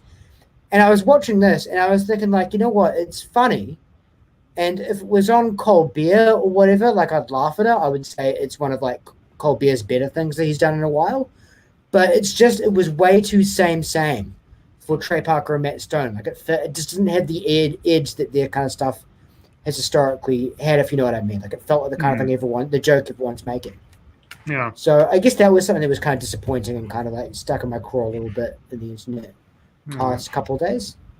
I like how he's like, you got to go see this. By the way, it kind of disappointed me. It's like you killed the buzz. Sorry, that was confusing. Sorry, the general series, which has been out for like a month, is actually really interesting and like a cool use of deepfake technology. So I do highly recommend people check out Sassy Justice. It's the most recent thing they put out the last couple of days. With Donald Trump's running Rudolph the Red-Nosed Reindeer. That one I was kind of like, nah, it's a bit of a bummer. I didn't find that really original. Thank you, Dark Resurrect. What happened to believe victims, Scribbles? I was never an advocate for due process, not automatic belief. But agree. I'm just going to go get a drink. I'll be right back. Okay. Don't take one from Dog Cat Fox. Oh my God. You guys. Dog Cat Fox is innocent. Yeah, there's no proof he did anything to anybody at any time. You're just haters. Haters of a cute, innocent moon animal. There's nobody else on the moon. It's him and me on the moon. He's not doing anything to anybody. That you know of. Oh, my God. Kievernam says, Scribe Light, Chat Mort's birthday was Sunday. Oh, that's right. Well, she wasn't here yesterday. Yeah. But she's here now, or she was here a minute ago. So I guess, is Chat Mort still here? Because it doesn't make any sense to sing happy birthday to her if she's not here. Let's double check. Chat Mort, are you still here? Let us know. And again, thanks to everybody for all of the Dog Cat Fox support. I know who my real friends are. Jeez. And thank you, Manic, again for the happy Dog Cat Fox. Yay! Rapists and weirdos. Good job. Oh, no! Chatmort is here. Okay, well then. Monkey, you know what to do. Chatmort, it was your birthday, and around here we do this. This one is for you. And a 1. And a 2. Happy birthday to you. Happy birthday. Happy birthday to you. I hope you had a good one. Happy birthday, dear Chatmort. Or a bad one, whatever. Happy birthday to you. Happy birthday. I hope you had a good one. Monkey, do you want to bow out? Sound like you're about out of gas. I'm fine. All right. Okay. Well, I had a thought of doing a Mad Lib, but I think we're running short, so I'll set that one aside. You calling us midgets now? Jeez. Right? No, on time. Well, everybody's on edge today. Everything's got to be an insult or some kind of like secret message or something. No, you don't get to call me on edge compared to yesterday. I am just where I need to be. All right. But regardless, guys, we're going to move on to the wonderful world of your time, question time. If you have questions, comments, concerns, complaints, conspiracy theories, if you have strange Russian crimes that we're unaware of you'd like to tell us about, put them in the chat now. If you have questions for us directly, please put plenty of chat marks after those. If you have statements for us to consider, please put plenty of statement marks after those so we know they are for us. And anything asked of Matt, I will try to hold on to until he gets back. Cannibalistic Wizard, beef roast wrapped with bacon and slow roasted in beef broth, minced garlic, and red wine, bacon, carrots, onions, and potatoes, and a jug of Fireball pink lemonade. I think I'd have heartburn to death with all that, but guys, is it a meal you would eat? I guess. Yeah. Matt, we're into question time from the audience now, and our audience is great, and they ask some very interesting questions. I don't mind the ones about wolf rapists and shit. It's all good, just whatever. Wolf rapists. Well, wolf rapists. Okay. Well then, Joel McLaughlin, are you going to see the Monster Hunter movie Satsu? Probably. I'm probably going to see it at some point. I don't know when or how that's going to take place, but I'm interested in the movie, so that's a start. All right. Seftus Wolf says, should Trump pardon Dogcat Fox? There's nothing to pardon. He hasn't done anything wrong. Jeez, all you haters. Check your logic. Well, neither did Edward Snowden, but he still needs a pardon, so it's not necessarily a qualifier. I said neither did Edward Snowden. He didn't do anything wrong, but he still needs a pardon, so it's not necessarily a deal breaker. So you're setting Dogcat Fox up with Edward Snowden? I don't have an opinion on Dogcat Fox. I'm just saying that I'm just saying that just because you didn't do anything wrong doesn't necessarily mean you're not in need of pardon. All right. Okay. Check your logic. How can you have Schadenfreude of Biden's victory if everyone and their brother was celebrating the hell out of it? Who's that for?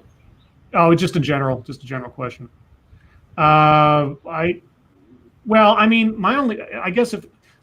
wasn't for either candidate. If I have any Schadenfreude, it's that given what everybody's saying Biden will do versus what he's actually doing, if you pay attention to his rhetoric and who he's selecting for his cabinet positions and everything, you're going to get what you pay for. That's the only sort of Schadenfreude I've got, though, but it's not done in celebration. It's more like, here we go again kind of idea.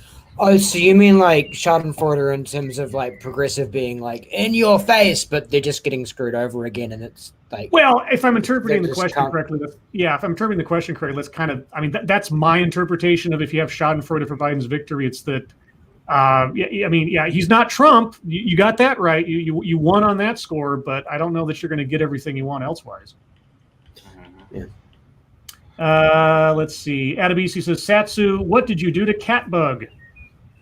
I did nothing to Catbug. He is in the intellectual property space where he belongs. Keeverdam, should kidneys be able to be bought and sold? Pardon? You mean human kidneys or just kidneys in general? Because people can buy kidneys at the butcher. Was that a typo and you meant kitties? The what? I said, was that a typo and he meant kitties? No, kidneys. Okay, just checking. Kidneys. Should human kidneys be able to be bought and sold? I don't know. I think that's exactly what I was going to say. I'm with Monkey. I can see the problems that some people would say would arise from that, because then there would be sort of incentives for, say, the poor to harvest their own organs, and it would kind of become like a late stage capitalism thing. But I think all things considered, your own bodily autonomy should be the main principle to live by there. So I would go yes, so long as they're your own. Zan Wild, Matt Orchard, are you a Stephen Adams fan? Well, no, because I don't know who he is. Oh, is that embarrassing? Should I really know?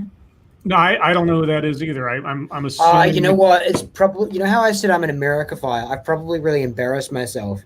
I pay a ridiculously small amount of attention to New Zealand media, so it's probably a New Zealand celebrity I should totally know.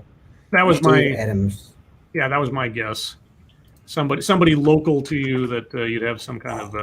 Oh yeah, he's a New Zealand basketball player. I feel better about that because I don't watch any sport, so I wouldn't know who heroes of American or British sport are either.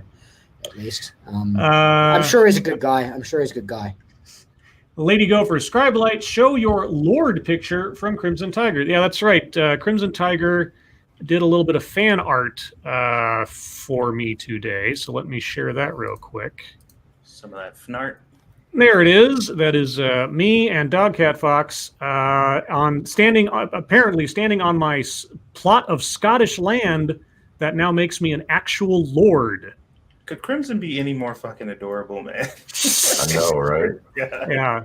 Yeah. Matt, for Christmas, my sister bought me a lord title from Scotland with a deed to a 4-by-4 square piece of land, which means technically I am now a lord in real life. That's awesome. I've heard about that before. That's really cool. Yeah. Yep. And so yeah, thank you, Crimson Tiger, for that. I appreciate. I got a folder full of the fan art that people have made over the years, and at some point I'm gonna have like some kind of showcase of it all. But appreciate. As you say, like the fan art's not technically accurate though, because you are actually standing over a manor, whereas you happen to own. If it were accurate, it would just be like you standing on a patch of dirt, right? Well, you can't see my feet, so there could be a little wall I've built around my foot. Oh, okay, that you've got. Yeah, right. And just so happens castles in the background. Gotcha. Yeah. If only I had a castle. No. My family castle was bought by a foreign interest in Scotland. So let's see. We talked about that. Let's see. Tack Alpaca, has Matt ever had a big Twitter fight with anyone? And if so, what was it about? No, not a big one. In fact, like so small, like any fight I've had, like this small enough, I can barely remember them happening. I'm just trying to think of like any spat I've had. Nah, I don't think I've had anything. Right. I've disagreed with people like a couple of times, exchanged like a couple of sentences. That's it. Can't even remember what it was. Thank you, Okie Native. Steven Adams is a Kiwi who plays in the NBA. Okay. Yeah, I found that out on my phone. Sorry, New Zealand, for not being patriotic and knowing about our homegrown heroes. I'm sure he's a great guy. I respect his accomplishments. I don't follow sport at all. Jordan 250. Would it be too much to ask the Marty McFly question? I think that's in Monkey's realm. So, Monkey, you want to pose the Marty McFly question? Oh, I don't think you want to do that here.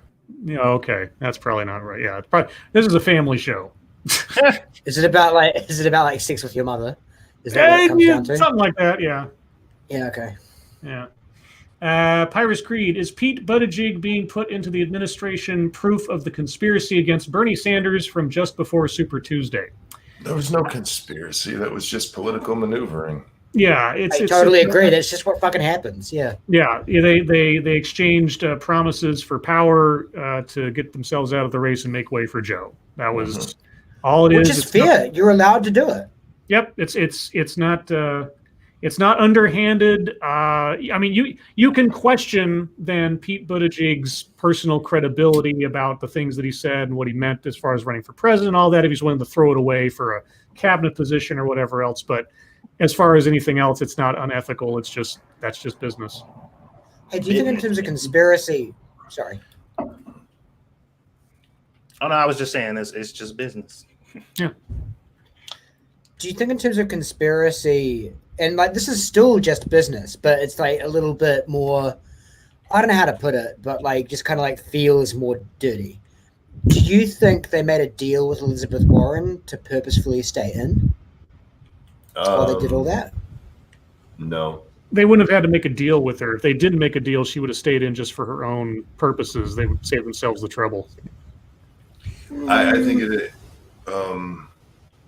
one, if they were going to do that, we would have saw her get education secretary, which I don't think we're going to see.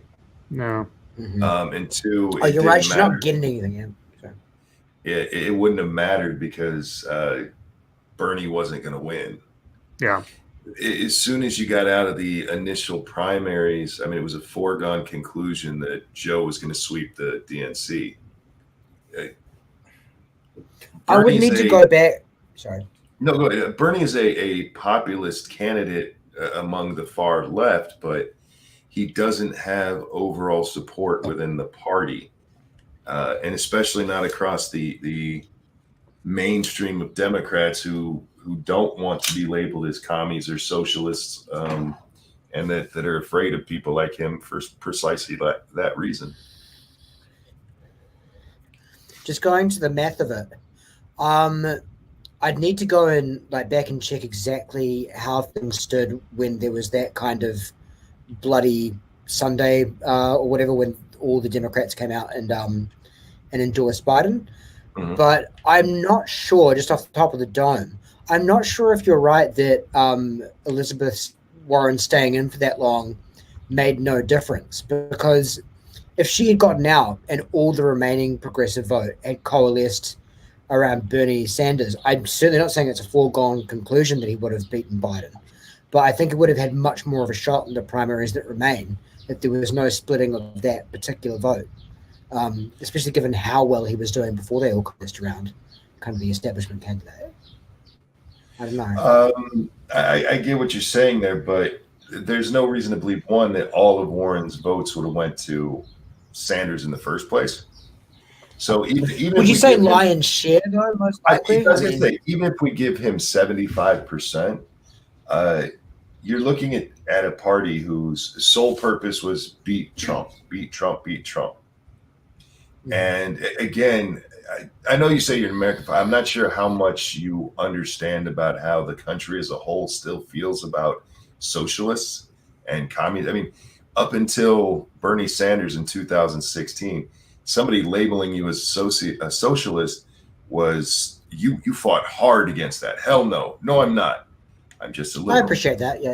Yeah. So, I mean, it's a relatively new thing for them to be able to come out and say, I'm a democratic socialist. So, I mathematically, was he absolutely eliminated? No. Would he have won? No. Real quick, thank you, Mighty Balzac. Make a deal with Elizabeth Warren. How? Well, lots of things can be done behind the scenes. Who knows? But I don't think that took place here. I don't think. And I think that's a good point Monkey made. Like, if that had happened, you would actually kind of expect you to be getting some kind of plummet moment. Right. They could have made a deal like, hey, if you stay in longer, we'll bring you into the Biden administration. Right. But where the others was like, please get the hell out and we'll bring you in. Yeah. But we haven't seen that yet. So until we see some kind of payoff, probably not. And again, all of it's still perfectly legal. There's nothing wrong with doing it. Exactly. It's not. Yeah. I get it. Mr. No asks, do you think that Biden will take responsibility for ending the virus? Probably. Well, he's already directly stated that he's going to completely eradicate it, so he's already laying down the foundation of claiming that, anything good that's coming out of it is going to be directly attributed to him. So, and that's not like surprising or anything. Like, why wouldn't he? Yeah, I mean, politician's gonna politician, right? Yeah, I mean, the initial steps to get towards the vaccine and everything took place under Trump's administration, but the final, 1-2 punch or whatever will occur sometime during the Biden administration. So sure, all the work that they will inevitably end up doing, they will take credit for that, whereas they'll dismiss anything Trump did because he was so dismissive of the virus in the beginning and so on, and mishandled it and everything. Yeah. Keeverdam, Scribe Light, do you have brown eyes or blue eyes, since the drawing has brown and your 8-bit image in the corner has blue? In real life, my eyes are sort of a blue-gray. In my avatar, I'm not quite sure what color they are, but you feel free to make them brown or blue, whatever strikes your fancy. I take no offense. And then chat jump, guys. So if I missed your question, please do repost it. Travis Gardner, do people think that Democrats have the brains to actually plan a conspiracy? Sure. Maybe not a good one, but Man, look, y'all don't understand. A good conspiracy only lasts if everybody's dead. So if there's a conspiracy to be had, it's going to come out eventually about whatever, for the most part, and it won't be the Democrats that did it. It'll be people on their behalf behind the scenes in some pack somewhere that did something, if anything happened. Hey, can I throw in a question just in between the chat questions? Mm-hmm. What's the round table? What's the craziest conspiracy theory that you believe? Actually, no, let me rephrase. Doesn't have to be believe. It can be like lend credence to. So you don't necessarily need to be like over 50%, but maybe like up to 40%. What's the craziest kind of like theory out there that you could entertain? Doesn't have to be modern. It can be historical too. More than one shooter in Kennedy assassination. Okay, it's not too crazy. But you maybe just Yeah, you said the craziest, I believe. the craziest you can go. Yeah, fair enough. Fair enough. The crazy, I don't know. I don't know that I have a crazy one. I mean, I think something goofy went on with Roswell. Don't know what. The most recent one I've got is that my TED Excellence series is what inspired the TEDx organization to start their TEDx Circles program, where they get people to watch TEDx shows and then comment on them and film that and then put it up as content. I'm pretty sure that really complimentary on them to like offset your. Oh yeah, no. It's got they have all these rules and regulations. It's like, they watch the TEDx and they come back and have a little roundtable discussion talking about the subject matter, this, that, the other. Yeah, how good it was and all that. And I'm just like, nice. Yeah. So I'm pretty sure that I am the originator of that idea and they just stole it, but whatever. That's great. I hope that's true. I do too. If I had to pick one, it would be the one that I created. Oh yeah. Yes, and that is the world collectively reset after 2016. Oh yes, yeah. Satsu. Yeah, during the course of the last few years, we've been reading the news and everything, and every time something would come up and they'd be talking about it, like, no president has ever acted this way before, or this has never been done before, and it all seemed to go back to, as soon as Trump became president, everything that ever happened never really happened, and this is the first time that someone's ever done this or did that, or we don't have any perspective on the history of politics or media, and now this is shocking and this is new news. Oh yeah, it's like a big meta Mandela effect. Yeah, an imposed one by the media that suddenly, like, this has never been done before. Like, how dare this person do this? Or, this is some big news story. It's like, well, if you went back 7 years, you would have seen that. Anyway. Let's see. Mr. No Scribe, have you seen the movie Babe? Yes, that was an easy one. Check your logic. Does anyone else think Tulsi Gabbard is an overrated candidate? Political normies only say they wish she was the nominee for vice president and don't say why. Well, my sort of antiquated theory at the time was, given her youth and popularity at the time, being able to trounce Kamala Harris on stage as she did, I thought that a Biden Gabbard, awesome. Which was awesome. I thought that a Biden Gabbard ticket might work, but of course, I was thinking in terms of Biden is East Coast, she's totally West Coast, and you had the generational gap thing. I thought that maybe that would be an interesting ticket, but Gabbard is way too not along with the party line to have ever been considered for it. But I thought it would be an interesting pairing if they'd done it that way. Yeah, there would never, ever have been a Biden-Gabbard ticket. It makes no sense whatsoever. I know. I was just being, whatever. No, I mean, I'm agreeing with what you said, by the way. Yeah. It's just kind of like, it's ridiculous that anyone would even entertain that. You can't kind of run the whole campaign going, she's a Republican in Democrats' sheep's clothing. She's sympathetic to genocidal maniacs. Oh, now she's my vice president. That doesn't. Well, I mean, but on the same token, Biden took somebody who outright called him a racist segregationist. And it was a debate. It was a debate. It was a debate, man. Come on, I lied for opportunistic reasons to further my career. It was a debate. Everyone do that? Come on. It was just lip service. It was fine. I love Tulsi Gabbard. She was my preferred candidate. In an ideal world, she would have been the Democratic nominee if I was there. So that's I always why say I pulled that question in case anyone was asking. But. Yeah, the out of that crop of candidates, we talked about it at the time.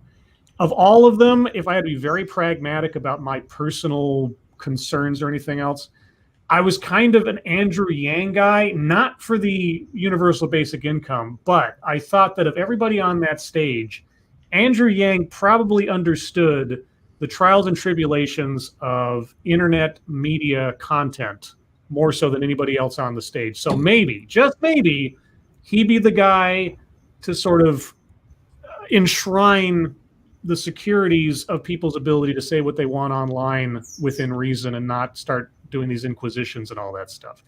I don't know if that would have been the case. We'll never know. But that was my only thought, is that he was at least someone from this century and not a bunch of like old hat politicians up there for the most part. Do you think there's an easy answer to that problem anyway, though? I mean, is that... I mean, Monkey knows more about the laws, about like Section 230 and all that kind of thing, and net neutrality. And is there an easy answer? No, there's no easy answer. But the kind of prohibitions that are starting to take place in the UK, the kind of things that we've seen the media companies do in just the last couple of months by like silencing the New York Post for printing a story about Hunter Biden, like took them off the air because they put the wrong story up and everything. There's, censorship doesn't do anybody any good, and allowing that to occur, whether it's a private institution or otherwise, it's such a bizarre place to be. We have to find some kind of legal ground where these companies and these platforms that have become effectively ubiquitous, but still retain the power of restricting or funneling or throttling information left, right, and center. I don't know what that answer is, but we're in completely new territory because of social media, and we really need to figure that out. Maybe we are getting like too deep for like the last 10 minutes, but that's why I say it's not an easy problem, because you're saying, I think probably almost you kind of maybe thought about stopping yourself before saying it, because you said like we need some kind of government, but then you're going to have a kind of ministry of acceptable, and that's hardly going to be a better situation than, trying to balance the public interest with private companies' ability to operate as they choose within the law. Again, I don't know the answer to that, and I'm not advocating for the Ministry of Truth or anything like that. Like I say, I don't know where that balance is struck or how, but I mean that's going to be one of the biggest struggles I think we have with freedom of speech going forward, if not already. When we have these monopolies on our communication that are private businesses. So short of there being a quote unquote public option that, I like to say like public television, I don't know. I'll stop talking because I'm going to talk myself into a corner and I don't have the answer. So anyway. If only everything could be like PBS, That would be a real free marketplace of ideas then. Let's see. Advocatus Diabli. Scribe says a president needs to have political experience, then says Yang would be good. No. I didn't say they had to have political experience. I'm just saying that I would appreciate, and this isn't like a law I'm trying to pass, I would appreciate someone who, when they get into the office, understands that it's not just about them anymore, that they are the president, as well as being who they are, that they have a responsibility beyond their immediate reaction or their own ego on things. That's all. There's just something about, respecting your position in the world, and that your words have consequences. Like one of the first things that happened after Trump got elected, he had a press conference and he listed off our adversaries. And in that list, he said Japan. And I was like, okay, does he understand that as soon as he says that, people are going to be wondering what kind of policies he's going to start pushing forward as soon as he sits in the Oval Office? You imagine what the people in Japan are probably thinking, like, oh, do we have to prepare for some kind of animosity with the United States economically or otherwise? Is something going to happen? Your words and your declarations have a lot more weight when you're suddenly the president versus just some schmo on the street. That's, if I had to ask for a filter or at least a consideration by someone who becomes the president, at least think before you speak and go off the handle. But Trump isn't that guy. He never was that guy, and that was one of my major gripes about him over the last 4 years. I'm with you on that. Mr. Tickle Trunk, what would you do if fear was not a factor and failure was impossible? Your mom. I think the answer would be pretty much anything, because those are almost the determining factors to prevent anyone from doing anything, really. I would build my moon base and live there. I co-sign what you said. Is it what now? I said I co-sign what Satsu said. Oh yeah. I would join a PewDiePie stream and say subscribe to my gaming channel instead. I would fly. Mr. No, Satsu, how is Squetus, and did she do anything new today? She is good, and she's getting very good at talking and kind of articulating what it is she wants. And in a hilarious scene of Squishy versus Squetus today, Squishy was sitting in my office, and she was sitting down on the floor, and Aaliyah was standing right next to her, and she's like, Aaliyah, where you going? Because she walked out of the room, and she was like, bye. She was like, where you going? And she said, bye. So she walks over to her mom, and she was like, are you leaving? And she grabs her by the shoulder and like nudges her out the door and says, bye. And she was like, wait, are you putting me out? For reference, Matt, Squishy is Satsu's wife, and Squetus is his 1-year-old daughter. Yeah. And she's learning how to talk now. Yeah, just to make sure, we have these nicknames for everybody. Yeah, she's learning how to talk now, and bye is another one of her favorite words. And yeah, she basically put her mom out of my office earlier. And then when she left and closed the door, she turned around and waved at the door, and then came over and just started like hanging out with me. And I'm like, she really just put her out, like. Mata Winter, oh logs, would y'all try a chicken breast cooked in a butter and oregano sauce, a side of baked bacon weenies, and a medium glass of sweet and sour lemonade? What? No. Yeah, Matt, we have these food questions I that are. I would try it. Sure. You would try that? Okay. I don't see anything terrible in there, I guess. The sweet and sour lemonade. The ice is the sweet and sour lemonade. Like, is the sweet and sour lemonade combined with the food? I'm assuming not, right? It's just like a.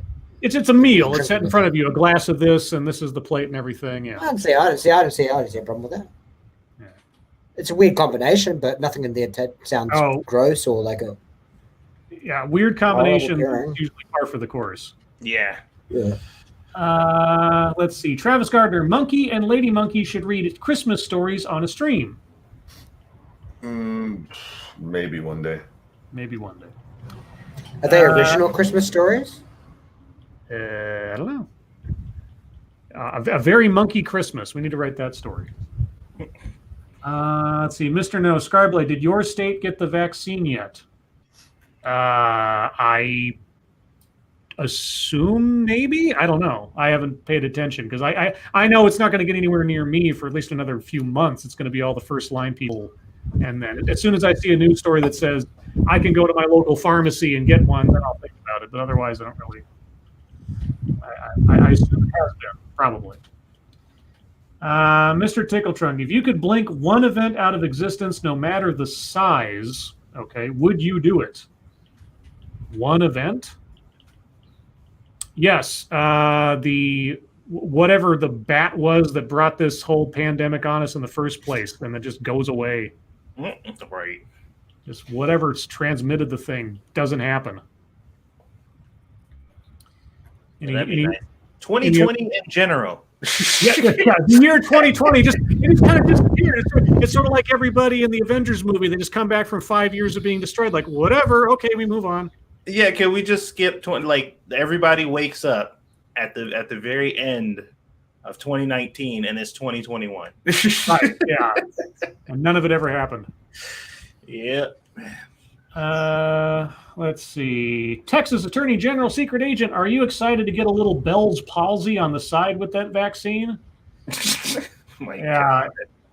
Well, like I say, the unfortunate thing is that everybody who's getting it, the first line people, the medical people, they are unfortunately going to be the first round of guinea pigs for any immediate side effects that occur from this vaccine. I mean, regardless of all the testing and everything else, if there's something unknown that would have been caught if it had gone through the regular process, unfortunately, we're going to find out sooner or later. Basically, you're asking me, am I willing to trade the chance of not getting COVID, something that would likely kill me in my state, Yeah. or have temporary facial paralysis? Right. It's a gamble. A gamble worth taking, I suppose. Dom O'Leary, Lords of the Night. If you had to, would you accept the ability to cure hunger and poverty for the price of having breath like an overseasoned, unwashed, gooey crack hooker's clam forever? Yes. What? Jeez. Without question. Holy shit. Cure hunger and poverty completely. Yeah. The greater good. Yeah, sure. Any thoughts, Matt or Satsu? Is that a trade you'd be willing to make? I mean, there's so many ways to deal with bad breath. Why would you? With the hypothetical, though, you've got to assume that it's, it's permanent. It's undefeatable. I think. Yeah. Yeah. I mean, but still, I think people would be like, it's okay that your breath smells like dead hooker pussy, because you ended world hunger. Yeah. I think that's fine. All right. Well, unfortunately, You can't add qualifiers to would you rather questions, right? Is that not allowed? No, probably not. Nah. Because I want to say, my qualifier would be, if everyone knew that I was the guy who did that, Yeah. then I think I would take it. Because everyone would be like, "Oh, you're the fucking clam breath guy. Thank you." Everybody trying to get breath as bad as yours so they can be like you. Yeah. All Well, right. we've got to assume that's not on the table. So, Okay. yeah, I think I still have to say yes. Well, with dead hooker clam breath as a status symbol, that is where we're going to have to call it, guys, because we're at the top of the hour and thus the end of the show. So I'm not quite sure how we got here, but here we are. Everyone, thank you so much for joining us tonight. You guys really are the best audience in the entire world. Moderators, thank you for keeping an eye on things, even though our audience is so well behaved, you have very little to do. Everyone who donated, holy cow, thank you guys so much for your generosity. I really do appreciate it. It'll all go towards horrible things I'll put into my body, like goldfish crackers and Jack Daniels, to lubricate my brain from the next TED Excellence I do. Speaking of which, I will probably be doing one of those tomorrow, so keep an eye on my Twitter for that. Monkey, what do you got coming up? I honest to God don't know. Okay. Satsu, what do you got coming up? Content for my various channels at some point. Okay. And Matt, we know you got something coming up on your channel in the next couple of weeks. Link to that is in the description, guys. Go check out Matt's stuff. Thank you. Excellent work. If you guys are interested in true crime or society or just sort of the human condition in general, check out his videos. They are full-fledged documentaries and totally worth watching.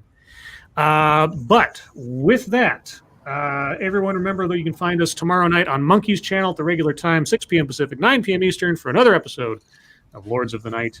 But Monkey, Satsu, thank you for joining me as always. Yeah, whatever. Matt, thank you so much for taking the time out to join us tonight. Yeah. Thank you so much for having me. It's been a blast.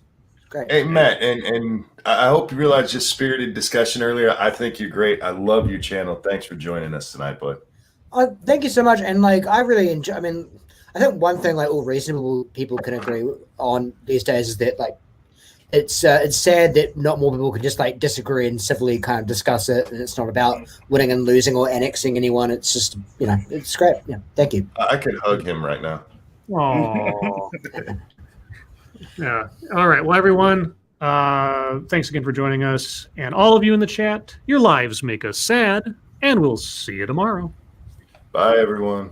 All right. Fuck off. And now for one more tradition that's going to weird Matt out. I'm taking out my copy of Screw the Roses, Send Me the Thorns, the romance and sexual sorcery of sadomasochism.